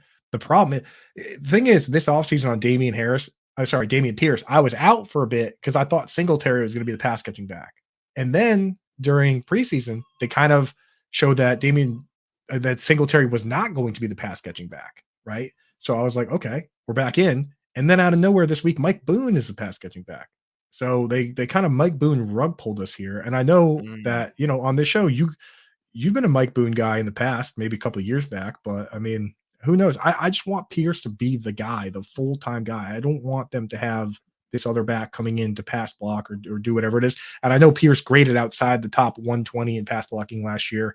And Bobby Slowick he worked for Pro Football Focus. So I'm sure he is at least aware of that information. So that's my one concern with Dameon Pierce. Right. But this guy, so don't trade for Dameon Pierce. Wait a week. Wait, just wait a week. See what happens. All right. And man, he is so fun to watch. He runs like somebody's trying to murder him, dude. He runs like I like Freddy Krueger. He's a fun player, man. Awesome. I haven't really had him because he got really steamed up in Dynasty last year, and where he's been going in drafts, it's never made sense. Especially this past summer, you could get J.K. Dobbins around later, and Dobbins looked awesome until ruptured the Achilles. I know. I feel awful for that guy, man. Yeah, he was gonna have a bunch of touchdowns. It was gonna be a dynamic week. It was gonna be great. It was all set up for him, everything. And then the fact that they scored the touchdown like a couple plays later after the injury, it was just crazy. Man. I was gutted for him. It sucked. I gotta ask you, do you still have any Justice Hill shares lying around? Everywhere. I still have a bunch. Why? No, I was like, I need Gus Edwards to show me that he's not dust. Right. Like, show me he's not Dust Edwards. Right. I needed him to prove it, and he hasn't proved it yet. So far, Justice Hill looks like the one with juice in that backfield, and so I love Justice Hill, and he's someone that, for example, I would spend 5 to 10 times as much on Justice Hill on the waiver wire as I would, say, Romeo Doubs, because I'm only trying to hit on these running backs. That's what I want. Kelly, I want Hill. Yep. I want Chuba Hubbard. These are the guys that I'm going after. There's going to be some leagues that have Kenneth Gainwell on waivers. Oh my God. Go all in on not that. leagues I'm in. Not leagues I'm in. Not leagues I'm in, but there are leagues out there, right? And then there's players you can drop. Like I'm dropping Antonio Gibson. Antonio Gibson is a dead drop. Dude, you can't hold on to him. If the coaches think that he can't be trusted, then you can't trust him for your fantasy team. That's just it. He's a guy that you just put in the taxi squad, you stash him away, salt him away in Dynasty, and then wait for his next contract. And wherever he goes next, they will like him again. But just like what happened with Miles Sanders last year in the playoffs, the team just decides they're out on that player and they phase him out. And then you have to wait for his next contract to have a resurgence. But Antonio Gibson's in his prime still. He's size, speed, pass catching. He's got the whole package. He just, is viewed as fumble prone, and then he fumbles. So if that happens and you have Ron Rivera as your coach, you have to be a realist and say, hey, this is football. He's not playing. And they're going to put Chris Rodriguez with maybe the pass blocking scheme or something, because I mean, all the stuff and I know we joke about that was a great punch out. Like that was not just dropped it on the ground fumble. That was, props to the defender for smashing that ball out of there. So that's going to happen, man. But perception is reality with bad coaches. So you have to deal with it. Yeah. And it's like some of these pass blocking schemes are they're tougher than others. So maybe, if you just get him into a system where he can get it, where it's not the counting game and having to know, if a guy shifts over and now you're blocking somebody totally different versus just straight man on man blocking, maybe a scheme like that he'll be better in. So yeah, we need a restart for him, a fresh start. So, I mean, if there's no player in the league that needs a fresh start more than Antonio Gibson. Kenneth Gainwell was a hero. Bell cow. Because he's a bell cow. Did he put up big fantasy points? No. The opportunity share over 70% was exactly what you wanted. I couldn't start DeAndre Swift this week because I didn't know what the hell was going to happen based on preseason, and everything we heard from training camp was that he was going to have some kind of specialist role where they were going to scheme him into space and a handful of plays. Beyond that, there was no guarantee that we'd see Swift at all. And sure enough, it was Kenneth Gainwell. Philadelphia uses analytics more than most teams. They use it for strength and conditioning. They use it for nutrition. They use analytics more than almost any other team out there. And they know that on a per play basis, if you have a grinder back out there, if you have Dante Foreman, you're telegraphing to the defense what you want to do. And if Kenneth Gainwell goes down, then you have DeAndre Swift. But there's no reason, if the guy isn't tired, there's no reason to take him off the field, Andrew, because when he's out there, they have no idea what's coming. Right. And the thing with Swift that is just, I never understood it with this particular team, is that you've got this quarterback that dumps down to the running back the least of any quarterback in the league. And he also, unfortunately, takes a lot of goal line carries himself. And Nick Sirianni just doesn't call screens. You look at Doug Peterson with these same backs in 2019 called 40 screens. Last year with the same exact players, Boston Scott and it was Miles Sanders, and also they added Gainwell, who's a good pass catcher, only 11. And they called 19 to Goddard. So it's just a system that doesn't favor a guy like Swift. But the starting running back running behind this line with the RPO and all that, yeah, dude, sign me up for sure. And he was free. What could I say? He and Roschon Johnson were my two favorite late round running backs. Now, like I said, Joshua Kelly. Now it's Justice Hill. Are there any other waiver wire running backs that you're considering to pick up this week? So the most interesting one to me is, and it goes against everything that I believe for Dynasty, but Kyron Williams, right? I mean, to play that many pass snaps in an offense like this and get looks like that. To be basically, they showed us that they were willing to split it right down the middle. Cam Akers on run downs, Kyron Williams on pass downs. Now, in Dynasty, we look at it and we say, okay, like you can be small and you can be slow, but you can't be both, right? Like the Kyron Williams should have faked his death instead of going to the combine, given what we saw at the like he should have disappeared and then just showed up the day before the draft. But I mean, if they're willing to, they in the preseason they took Akers and Kyron Williams and they sat them out for every game that mattered. So we knew that he was going to do something. But after this game, seeing him play all these pass snaps, I'm kind of in. Obviously, if Gainwell's there, this is not unprecedented. We've seen Theo Riddick, we've seen players that have some football field shiftiness that doesn't show up in the workout metrics. That ends up getting them, fantasy relevance in PPR leagues. Theo Riddick's probably the best example of that. Yeah, there's just not that many. Chris Thompson.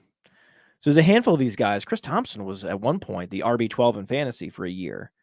So these guys can do it. They will flash. They will give you a season or two. You can acquire them now. You better flip them though. You better flip a Kyron Williams in Dynasty, but you don't have to flip him now. He's on a team that's going to be losing a lot. It's a rare thing the Rams were in positive game script last week. That's going to be an outlier. That's not going to be normal. And so you're going to see even more Kyron Williams coming up. So I love him as a pickup. I still prefer players with all-purpose skill sets where if the starter goes down in front of them, then it with a Chuba Hubbard, for example,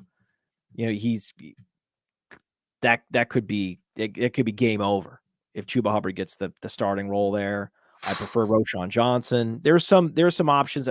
Joshua Kelly is an interesting one where week in, week out, Kyron Williams will likely get more opportunities, more consistent opportunities in PPR leagues. But the contingent value that Joshua Kelly has in that offense, I think I prefer Kelly, but it's close. Yeah. What if Kellen Moore just wants to do what he did? We all hated it, but Kellen Moore seemed to like the idea of both Zeke and Pollard. So maybe if that's what he wants. And if you think about it last year, the one thing that the Chargers were missing, and all offseason, I was saying the Chargers are going to add somebody. They're going to add a ground and pound player of some kind, because last year when they were in the perfect spot to just put the knife into the Jaguars and twist it, they didn't have a guy that could run when they had to run. And Austin Eckler is amazing, but he's never had 1,000-yard rushing season. So I was like, this team's going to add Fournette. They're going to add Zeke. They're going to add Dameon Harris. They're going to add anybody. They're going to add, Alfred Morris. Just all the old plotters of past, whoever it is. It doesn't matter if they can catch because you have Eckler. So I thought this team was just going to add anybody. I thought they were going to draft Dwayne McBride, right? Like just get anybody that can get that yard when you need it. And then you beat the Jaguars. And they didn't do it. So Joshua Kelly's going to be that guy, it seems. So, I mean, I'm with you, man. And again, like you said, contingent value. If anything were to happen, God forbid, now he's the only viable running back on one of the best offenses in the league. So, okay, so let's rank him up. So we got Joshua Kelly, number 1. Yep. Okay. Number 2, Justice Hill, or number 2, Kyron Williams? 2's got to be Justice Hill, I'd say. It's got to be Justice Hill. It's got to be because Justice again, the difference between Gus Edwards and Cam Akers is the reason why it's got to be Justice Hill. Cam Akers is going to get the first snap of the game no matter what, right? Like Justice Hill could just outright be the guy. He could be the guy, dude. I think he's better in every way. In any given snap, any given down and distance, I want Justice Hill to get the ball. Then it's going to be who you got? Roschon Johnson. If Roschon Johnson's on waivers, you go Roschon or Kyron Williams. You go Roschon, right? You got to go Roschon. Yeah. I mean, it sucks that the snaps were even though Roschon looked best and caught the most passes, they split the snaps a little too evenly. Donta Foreman still played a bunch of snaps too, so that is kind of annoying to me. I think that's a week 1 thing, though. If you could have, I think that's a week 1 phenomenon. We see this all going all the way back to Olabisi Johnson and Justin Jefferson in week 1, where they split snaps. Well, let's take it to another level then. Think about how far away this player is from your starting lineup. If you lost J.K. Dobbins and you need a wide receiver 2, 3, 4, then you got to go for guys like Justice Hill or these guys that are going to play right away. If you already have 3 guys you're starting every week or 4 guys you're starting every week, go for the home run, which is Roschon Johnson. Roshan's the home run. Yeah. Of all these guys, Roshan is the home run. Right. So if we're talking about your running back 4 or 5, that's interesting. Yeah. If then you maybe have you go running for back the depth, you might as well just put Roshan at the top. Yeah. Honestly, yeah. Ooh, I Because like that. the only thing that's going to crack your lineup is, and that's what I always tell people in these like leagues with 10 team leagues with 2 wide receiver spots. I'm like, why in the world is anyone drafting Tyler Boyd in a format like that? He's never going to be one of your best 2 wide receivers ever. Thank you. Only go Jameson Williams is the guy should be on your bench. Anybody, just who cares, right? Never going to crack your lineup. Yeah. There's a couple guys available late. Donovan Peoples-Jones, we talked about. He did nothing in week 1. He's going to get dropped. That's another problem, right? Is that you use that round on that particular pick on a player, and then he gets 1 target and you're dropping him.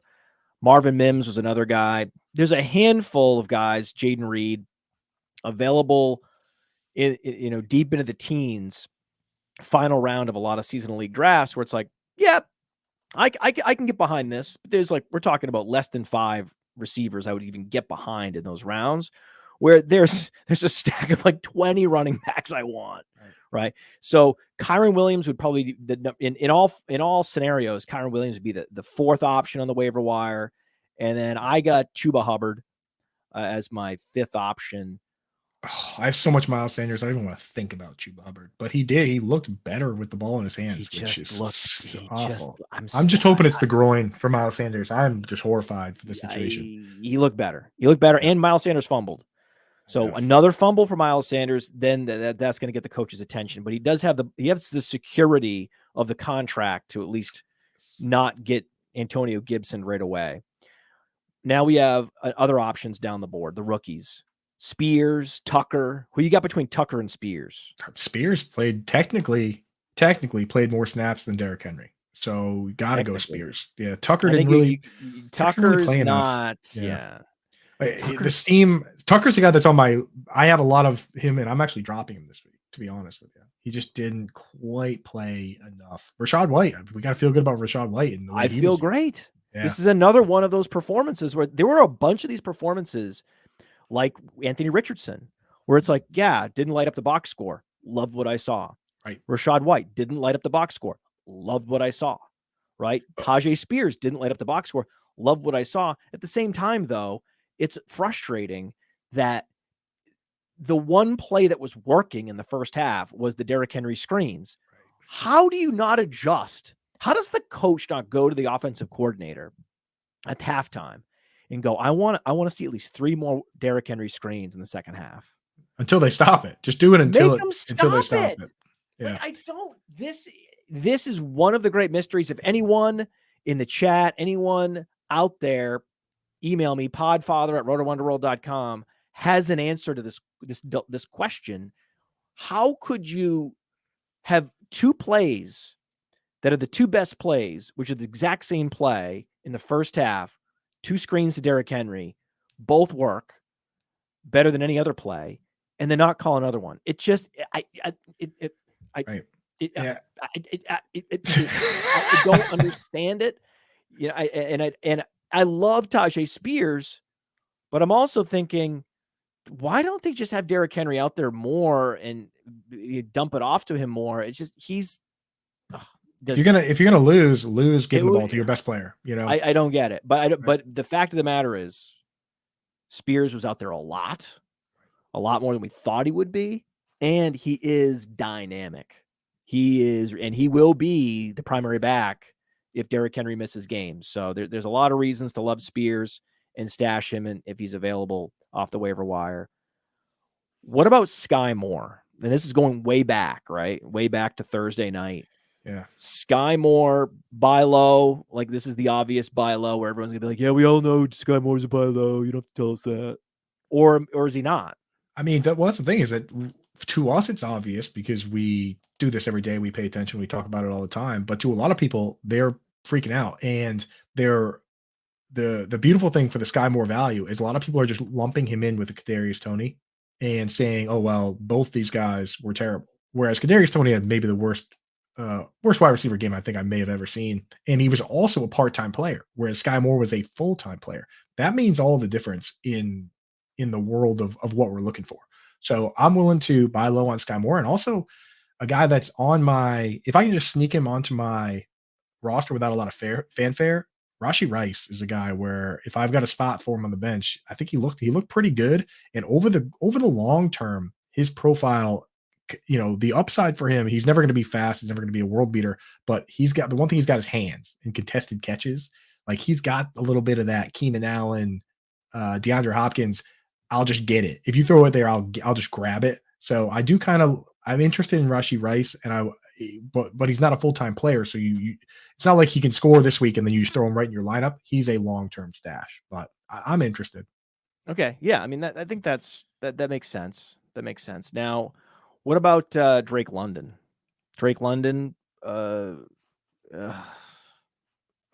mean these are both second-year players, great prospect profiles, but woof. I mean, the concern for the Bears and the Falcons, for those that don't realize, threw the ball last year at a level we have not seen since 2009. And we're talking just crazy low pass attempts. And the Bears actually threw a ton. The Falcons came out and they threw 18 times, dead last in the league, and actually lower per game than last year. So they doubled down on Arthur Smith said, I don't care about fantasy football. I don't care what anyone thinks. I'm actually going to go the other way. And we're going to throw even less. And man, like the Kyle Pitts numbers once again, and the Drake London numbers, ADOT's there, route participation's there. When they do throw it to him, the air yards are there.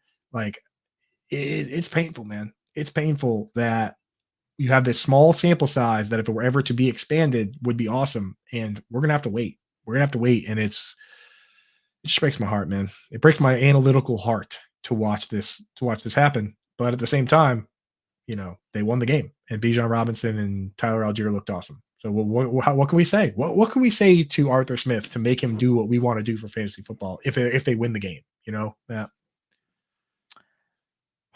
So what do you I don't know what to do with him, dude. Sell low? I can't sell him, dude. I'm not in Dynasty. I can't sell either player because we know at some point they're going to be awesome. We know both players are going to be awesome. I've seen them do awesome things when the ball is being thrown at a level that matters at all, but they're both going to get their 5th-year option picked up. So we're talking about like 2026, 7. Moore's a second rounder. He doesn't have a 5th-year option. Who? But Drake London. Drake London and Pitts are both. Yeah, Drake London and Pitts were both going to get their 5th-year option picked up. They're stuck. They're stuck. They're really. It's not great because you can always sell and rebuy. There's someone in your league that wants Drake London, though. I've put this out there, and on Discord, we have the Player Profiler Discord, playerprofiler.com/chat, and people in Discord telling me, hey, he's not actually commanding much in trade. Like I tried putting Drake London on the block, and I didn't get much in. You'd be surprised, right? So you can go out and gobble up all the Drake London you want. Sounds like in Dynasty, but I wouldn't even do that. What are you going to do? Do you want to feel that pain of him just continuing to leak value? You got to email his agent and tell him, shoot your way out of town. Shoot your way out of town the way AJ Brown did, right? Like the way Marquise Brown did. Just demand. I'm going to start demanding trades for my Dynasty assets. I mean, there's no other way. And the worst thing possible for us as fantasy gamers is this team winning games. And they just won a game throwing the ball 18 times, which gives me a headache, dude. It's so pukey. We need this team to get crushed. We need this team to start getting crushed. Man. I started. I mean, I have him in leagues, and I couldn't even. I think I started Rashad Bateman over him this week in a league, in a deep league, and Rashad Bateman was the clear number 3. Oh, yeah, I don't like that's that. not good either, right? So I lucked out. I think he scored more than London, but I was like, I have to see it. I have to see it with London. I have to see what they're going to do with this new Bijan offense, with the new quarterback, and all the telegraphed philosophy that we know they're going to implement. I was like, this is the last week I would ever consider starting Drake London. We're just going to see what happens, right? Same thing. Drake London, DeAndre Swift, they were being drafted, in those middle rounds, 4th, 5th, 6th round. I think DeAndre Swift at some point was falling in high stakes down to the 7th round, 8th round. But for a long time, they were in that same zone. And these were both players. I was like, well, week 1, I can't play them week 1. So I want to get a free look and see what's up with it. And now you can go ahead and trade for them at a lower point than pre-draft. When before the season started. The difference for Drake London is he's playing every snap. He's running every route. Like again, we'll enter the theoretical realm once again on the show. But if this team were to just throw a normal number of times, the fact that they use Keith Smith so much, that they use Jonnu Smith, and it's Mac Hollins is the next best guy. Like if they were ever to throw an average number that's it. All I'm asking for is 25, 30, not 18. Then now they will though. They will. There's going to be plenty of negative game script coming. That's the thing. There's more hope for London than there is for someone like Swift. Absolutely. Yeah. So that's the thing is that absolutely they're going to have games. It's just we need this team to stop winning by just running the football. That's what's killing us. So Johan Dotson didn't get to 10 fantasy points. Treylon Burks was not an option that was even being considered by Ryan Tannehill. Drake London had 1 target. This 2022 rookie wide receiver class is just crumbling all around us. Now we have Garrett Wilson losing. Aaron Rodgers has been confirmed. It's a ruptured Achilles. So it's going to be Zach Wilson for the rest of the year.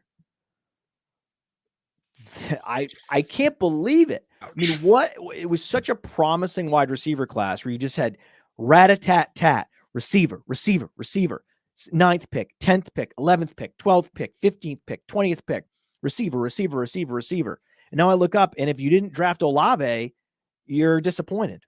Christian Watson banged up. Like it really is everybody. It really is. It's crazy. We just talked about Skyy Moore. It felt so easy at the time, though. Yeah, right. George Pickens, his whole career is on the line the next 3 weeks. I'm just picking these guys. I'm like Skyy Moore. Okay, I just took a Golden Tate. That's awesome. And then I'm taking, Mike Williams over here with George Pickens. It felt so good at the time. And now I look at my lineups with those guys and I'm like, I don't got anybody. So, yeah. And if the scary thing for Dotson is that Terry McLaurin was coming in with the turf toe and the Cardinals made a game of it. So the concern was that it was going to be a blowout, but it wasn't. Like this was a real football game where both teams had a shot at winning. And John Dotson was supposed to do something against a team that is actively trying to lose, and he didn't. Boy, does that make me a little bit sad. I'm nervous for Jahan Dotson. We've been below consensus on Jahan Dotson. He really got steamed up and didn't make sense. I want to see some quality efficiency metrics before that. Most of these players, I just wanted to see it. I was like, okay, let me see the targets for Drake London, and we'll go from there. So there's a handful of these players that I wasn't drafting, but I just wanted to see it. The one guy I did see it, and he did deliver, was Calvin Ridley. He looked great. But is he a sell high or a buy high? I think he might be a buy high, man. He looked so good. He looked like the Calvin Ridley of old. He looked like he's been doing nothing but thinking about this day the entire time. And that actually might be the case. And, I hate to be somebody that's like, oh yeah, I read his Player Tribune article, but honestly reading that and having him just come completely clean on the whole thing and saying, he didn't make excuses. He said exactly what happened and why it was against the rules and said he's just working to get back and said all the right things. And man, now just to see him come out and ball, I don't know. I think maybe this is one where you just say, okay, let's get him. But in Dynasty, you worry about age a little, right? Because he was already an older prospect coming out, right? Or do we just not care about that? I just think that with Calvin Ridley, you do what you want. Like I'm not sold 100% yet because he was the underneath receiver. He was, he had the 9.0 target depth where they were deploying the other, even Evan Ingram on the outside. And against that shell coverage, it was just all about Calvin Ridley. Well, the first half, and then the second half, they didn't go back to him, which was weird. But I'm going to see one more game from him. It's just one of those players where I'm never going to be overweight on him. I'm never particularly in on him. He's just one of those irregular careers that I am going to have more caution than most fantasy gamers and end up not getting any of this guy. And I'm totally okay with it. For example, in fantasy drafts, if he was available, I was drafting the other Jaguars, drafting Travis Etienne, right, over a Calvin, even on Underdog. That was my hero RB. And that, it was like, oh, but their ADP was a round difference. Like, okay, well, that's fine. I didn't particularly like any of the third round receivers after Chris Olave was off the board. And if Calvin Ridley is a great human, and at age 29, he gets his whole life back in order and works harder than anyone with a chip on his shoulder and helps to take this team to the playoffs and make a run, then good for him. Like, that's great. But I just don't see a world where I'm going to be paying up to trade for him what people are going to want for him, because the perception on him is he's a superstar. And he's had one big year in 2020, and that entire perception is based on 1 year. And I'm never going to be in on that guy. That's just not, that's it. I can't, I wish I could say, no, this is my guy now. I've seen the light. It's not going to happen. Well, here's the thing with him that there is some concern, is that he has, for a long time, he was sheltered by Julio Jones. So when he had all the big games, he wasn't going up against the top corners. And then that brief period where he was the top dog, he had trouble with guys like Jair Alexander and Marshawn Lattimore. So my advice to gamers out there is, if you're going to trade for him right now, because he doesn't face the top corner for a while. These are the next games, Matt. It's the Chiefs, the Texans, and then the Jaguars. Then the Falcons. So Falcons could be a little tough, but I mean, Chiefs and Texans, that's not going to be a problem. The Bills with Trey White is probably the first time he runs into somebody, and that's when we're going to get our answer. And I think that game is actually in London. So it could be a weird game anyway. But I mean, for the short period, he's going to have some pretty easy matchups. Hotspur Stadium, London. Yeah. So that's London game, but he does have tough corners on the schedule. I think the big one is, let's see what happens. And you can't really wait, but he has Marshawn Lattimore on the schedule. So we'll see what it looks like then. But I mean, for now, the real scary thing is Christian Kirk, right? He's a slot wide receiver now. Christian Kirk is just Tyler Boyd now. Is that the case? I don't know. I don't know why he was erased. We'll see. We'll see what happens. I just know that he is a quality receiver. Right. I know that Zay Jones looked great. Zay Jones is actually, if you had to pick up a player off the waiver wire who's available in all leagues, Zay Jones would be a guy that I would pick up before Romeo Doubs.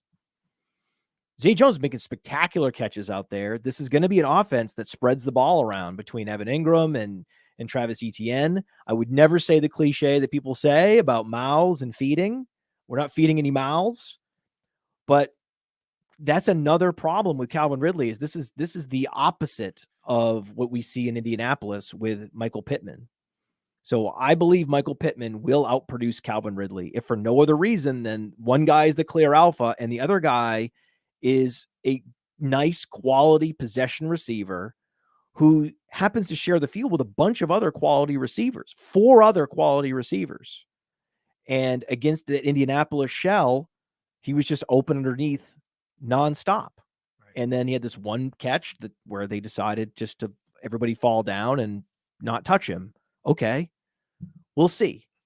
I'm going to keep seeing Calvin Ridley until he puts up another 1,200-yard year. And I can look back and then I'll say I was wrong. I was wrong about Calvin Ridley. I should have been all in on him, and I should have read the training camp reports with the more of with a less critical eye, right? And just believed that he's totally reinvented himself, and read the Players Tribune. And I should have been, all these non-analytical, touchy-feely signals. I should have been processing them, and shame on me for not being more tuned in to the vibes of Calvin Ridley. But he was a vibe play all year. He was a vibe play in week 1, great vibes. And I wish him all the best for all the vibes for the rest of the year. And I can't wait to see him vibing. And I feel great for him, because anytime somebody can touch the void and come back from it, that's hard to do, right? Josh Gordon couldn't do it. Many guys couldn't do it. He did it.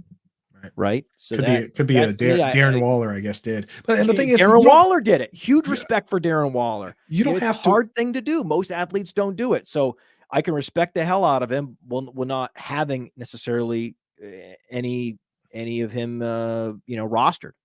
And the thing is, there's two parts of it. One, you don't have to apologize for not drafting a player that hasn't played in a year and a half. And two, you can't have every top 24 wide receiver on your fantasy team. There are going to be players that are good that you don't have. So I wouldn't beat yourself up over Calvin Ridley being good. I mean, it's the people that made that bet, good for them, but you took a very risky bet, didn't you? Like the guy hasn't played. He hasn't played for this team. We had no idea what we were about to get. So that's the type of situation that we're always going to have eyes wide open with, and every year. And if you're one of the more, conservative services, you're not out here making all these swings and all these big hot take claims. These are the types of players that you're going to be underweight on, and you just have to be okay with it. Right. And we were absolutely talking to Billy, Theo. We were okay being underweight on Calvin Ridley this year. And the thing is, people forget, when you see what it looks like, you forget how bad it could have looked with Josh Gordon, right? Same with Anthony Richardson, for instance. When you see Anthony Richardson this week, you can't picture how bad it could have looked, but you have to go back and watch Malik Willis in his first game, or go back and watch Kendall Hinton or Josh Rosen to really realize the risk you actually did take in drafting this player. That sometimes it doesn't even look like football when the quarterback is Johnny Manziel or somebody like that. So with Anthony Richardson, Josh Allen as a rookie, 52% completion percentage was horrific, garbage. Right, garbage. It was no good. And he did run for 631 yards, and he was the QB 14 that year in points per game, but he only threw for 2,000 yards total. The next year, he increased from 52% completion percentage to 58%. And that was good for 32nd in the league. He went in completion percentage. He went from unacceptable up to dead last. That's the increase he went. And then of course, when they got Diggs, he jumped all the way up to 68% and then became who he is now. But people were asking if this guy was even going to be a quarterback in the league, right? Yeah. He was QB 14 playing 12 games. So he didn't play the whole season. Right. And so in points per game, he was QB 14. He was like QB 20 in total points. Right. And he looked bad. He looked worse than the stat line even shows. And so that is absolutely the risk. He also looked bad last night, which isn't great. I know it's a great defense. I mean, Jets got it done. You love to see the Hard Knocks hero winning the game. But Josh Allen has not looked like 2020 Josh Allen since 2020. He had that one year where the completion percentage popped up to like the 68% zone, and then it's fallen back ever since. And the turnovers have started to mount, where there's been enough tape now and there's been enough successful game plans implemented against Josh Allen where I'm starting to get a sense that the league is slowly starting to solve this puzzle. Yeah. They're saying to him, hey, why don't you throw it here in the middle of the field? We'll give you the intermediate. Why don't you throw it in here? And if you can do it, if you can throw dimes and lasers in here, then you're going to beat us. But we're not going to let you chuck it deep, which we saw 2 picks on deep balls yesterday. And they're basically going spy. And they're saying, hey, we'll let you run for 2-3 yards, but we're not going to let you get loose. And he's still trying to run it where, he had the fumble on one of those, and he's still just trying to chuck it up. You have to adjust. If the defense is going to go shell, spy, cover 2, robber, or whatever you want to call it, then you have to be able to find the guy that's just setting in the middle of the field. And hopefully Dalton Kincaid and Dawson Knox can help with that, but he wasn't taking it. He was not interested in what they were giving him yesterday. He just wanted to take the things that he likes best, which is the deep ball and running it himself and got himself into quite a bit of trouble, as we saw. So week 2, week 3, these are important weeks for Josh Allen. Huge. So there's certain players, George Pickens, Josh Allen, Calvin Ridley. We pay very close attention to these players in the next couple of weeks, see what happens. Zay Flowers as well, and Jackson Smith and Jigba, because Jackson Smith and Jigba didn't light up the box score, but now we have an injury to Tyler Lockett. Zay Flowers and Jackson Smith and Jigba are now leaders in the clubhouse for the best receivers from this class. And I'm interested to see how it plays out. Zay Flowers was so dominant, was such a target hog, was so efficient, was so impressive, that even knowing Jackson Smith and Jigba, how good he was in 2021 at Ohio State, Zay Flowers as a professional wide receiver has moved ahead of him. And now the big question is, who's more valuable for Dynasty? That gap is closing very quickly. Yeah, that's so tough, man. My take has always been that JSN is the Dynasty wide receiver I want from this class, even if he were to have a Chris Godwin trajectory. Like, people forget that Godwin, he was stuck right behind Mike Evans was a split end. That's DK Metcalf. And Deshaun Jackson was the flanker. That's your Tyler Lockett. And he needed to, thanks to you guys on this show, I was listening back then to you and Nate Liss, and you guys are saying, hey, this guy Godwin is good. You could go and get as much of him as you can. And then when it's wheels up, it's wheels up. And of course it became that way. So even if JSN plays just slot for the time being, he will eventually play slot and then be the flanker in 2 wide receiver sets. Now we get to see it right away. So, I honestly, I can't move Flowers ahead until I see it right now. If Tyler Lockett didn't get hurt, maybe I could do it just because how it goes in Dynasty, Matt. Flowers, man. There is value attached to the people that have the opportunity right now, right? Like Flowers is so good. I know he's awesome, man. I know, so sweet. But JSN though, they're both so good. It's crazy though.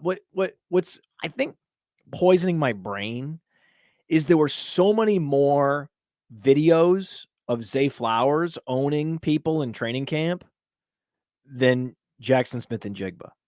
Right. It was weird. Every day, Zay Flowers was putting guys on skates, and I didn't see that with JSN with Seattle's training camp. But that's also the coverage is different. What media people are showing up every day, and so on. It just depends. Who's running the social media accounts of these teams. There's a lot of things that can drive this perception, but it's in my head. Like it is a brain worm that I've been indoctrinated into this Zay Flowers mania, and I'm a believer. So I'm not a believer in Quentin Johnston, as you know. He looked the worst of the rookie quarterbacks drafted in the first round. And I believe that we're not far away. I mean, maybe we are, and I'm wrong, but I believe we're not far away from Quentin Johnston versus Puka Nacua. Oof. I mean, it's not. I don't think it's actually necessarily crazy, and I still have to believe. Sounds crazy when you say it, though. As a draft capital, that draft capital business is one of my theoretical firewalls. I know using it differently. I'm changing. I can't just straight up rank the day 3 guy over the first round guy right now. I can't do it, dude. But I will say, theoretical. Doesn't it feel like Tom Telesco did what we do in fantasy, which is like last year, Mike Williams got hurt, Keenan Allen got hurt, and he just said, well, we have to get a guy, right? And then now he's looking around and saying, well, maybe we had other, Keenan Allen's good, Mike Williams good, Josh Palmer's fine. Maybe he's looking around now and saying, maybe we had other things that we could have used that pick on, right? So yeah. You have to be, you have to wonder if maybe there'll be a little buyer's remorse there, but they could have just signed Jakobi Meyers. I know you can't judge a guy that hasn't played that's playing a super partial snap share. I can't judge the guy until I see him, but just the fact that the opportunity is there for Flowers and JSN and even Addison, of course, with the, he didn't play a full snap share, but had the big touchdown and he's better than KJ Osborne. I'm sorry, KJ Osborne truthers. Jordan Addison. KJ Osborne's better. Cool, man. I like KJ Osborne. He's a good player. Saved that guy's life last year. Yeah, he's a great guy. Great story. I like the player. He's certainly better than Josh Palmer. Okay. Yes, for sure. But I mean, Short and Quentin Johnston isn't someone that has the ability to command targets in the National Football League. If I had to pick a player, we're gonna see over the next few weeks, because now we have Mike Williams leaving the game with an injury, coming back. Both he and Keenan Allen are older and have had long checkered injury histories. Josh Palmer did absolutely nothing. Joshua Palmer did nothing at a target, okay, in a total shootout. So everything is set up where they can turn the dials in the meeting rooms and look at the film, look back at practices the last few weeks and be like, okay, where personnel packages are changing for week 2. We're going to see. That's another thing we're going to pay very close attention to. Now we have a list. Pickens and just his usage and his efficiency. Josh Allen, his efficiency. Where is he going with the football?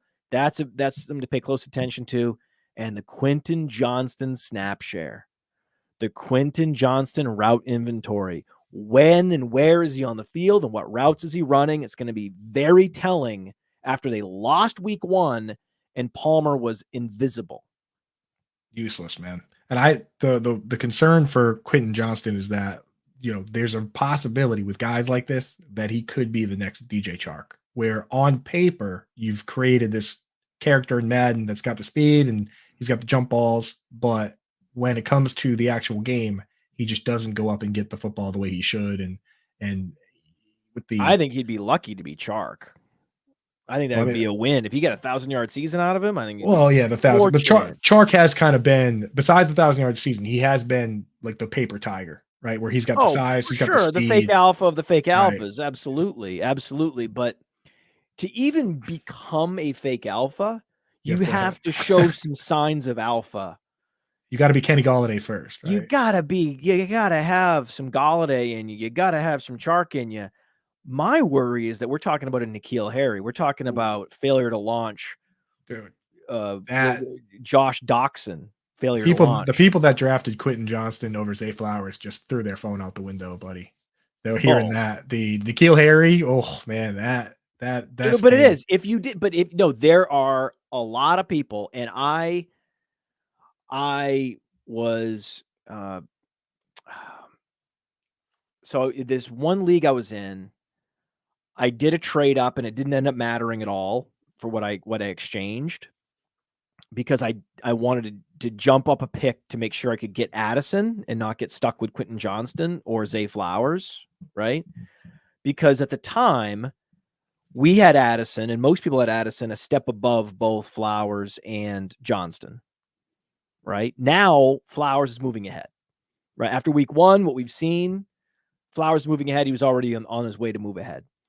What I should have done is just stayed pat and just, if I didn't get Addison, drafted Flowers, which is what I was doing all year, and I was sick of doing that. I was getting all this Flowers, and it was great because it would be either pick. I would get Flowers no matter what, because either I grabbed him over Johnston, or the guy in front of me grabbed Johnston and I got Flowers. So for a range of about 3 or 4 picks, you're getting Flowers. But for some reason, I was never getting Addison, and I was sick of it. And I was like, I don't want to get a little bit of Addison. I'm going to trade up a pick, right? And so now I'm like, you know what? I just should have been so all in on Flowers, and it's just had every Flowers on every team, But the problem is we have so many of these patron leagues where I'm drafting late, and God damn it, these people, they were drafting Flowers over Johnston. So many of our patrons, not in other leagues I'm in, but against the patrons, against the player profiler patrons, patreon.com/podfather, can challenge me to a league. I mean, it was annoying that I look up and I'm like, okay, now my choices are Johnston or Charbonnet or, Roshan. I love Roshan. This is a little early for Marvin Mims, right? I'm like, this is, damn all you people, jumping up and grabbing Flowers on me. But it was the right move. And now all those people in those other leagues, because very few patron leagues that I see Johnston go ahead of Flowers. I'm just so proud of everybody. Congratulate everybody. Give yourself a round of applause. Just know, though, most Dynasty leagues, Somebody grabbed Johnson over Flowers, and they're kicking themselves. They're kicking themselves. It hurts, man. It hurts. It hurts. Yeah. We already won. Everyone's like, oh, you be careful with your victory laps, Podfather. No, we already won. We already won. As of today, you can get more for Flowers in trade than Johnston. So we already won. It's over.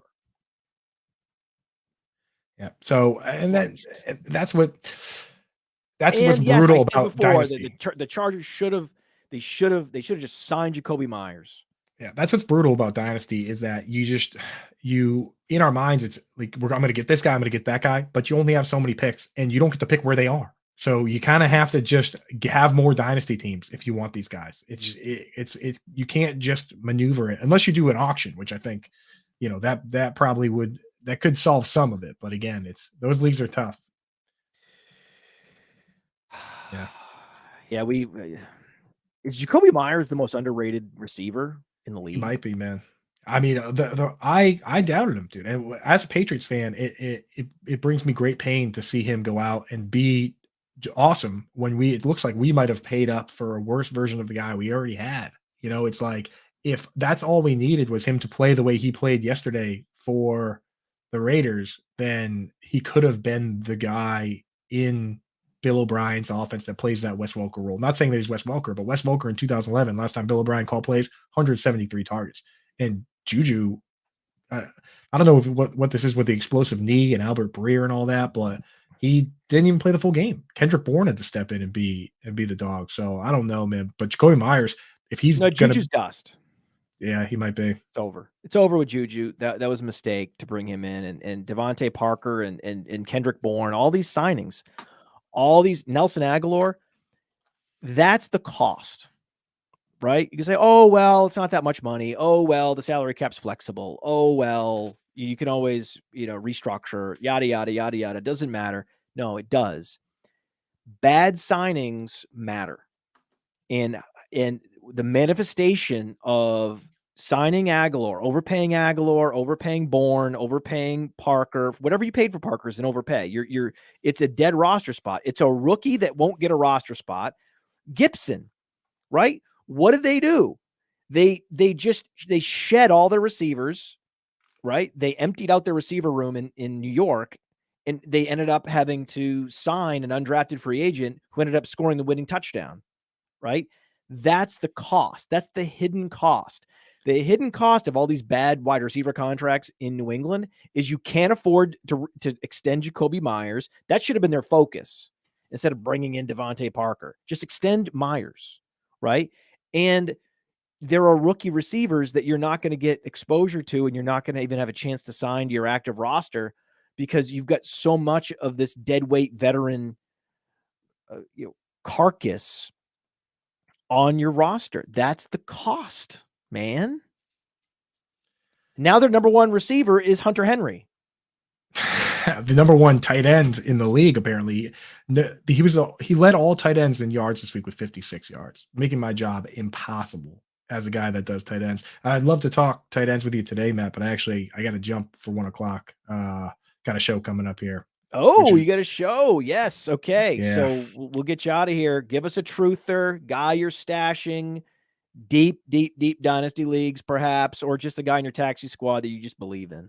Yeah. So as the tight end guy, I'll give you two, one for the shallow leagues and one for very deep. Because people always ask me, what's the deepest tight end you have in any league? So I got that guy for you. The shallower one that I've had for a long time is Kylen Granson. I just couldn't let him go after the comparisons to Burks by the GM himself and the possibility that he could run out of the slot there. Now they have Josh Downs, which makes it pretty rough. But hey, with Ogletree hurt and Jelani Woods hurt, Kylen Granson played more snaps from the slot than he did at wide receiver and looked okay this week. Got a decent number of targets. So Kylen Granson, I'm still holding on, and very, very, very, very, very, very, very, very, very, very, very, very, very, very deep leagues at tight end. So you're talking real sicko leagues, which Matt, the listeners to this show are in the sicko leagues. There is a player on the Los Angeles Chargers, a tight end. His name is Stone Smart. And he checks every box for tight end memes that you can come up with. He's a former QB that converted to wide receiver that converted to tight end to make it in the league. Both of his parents are all conference basketball players from their college time.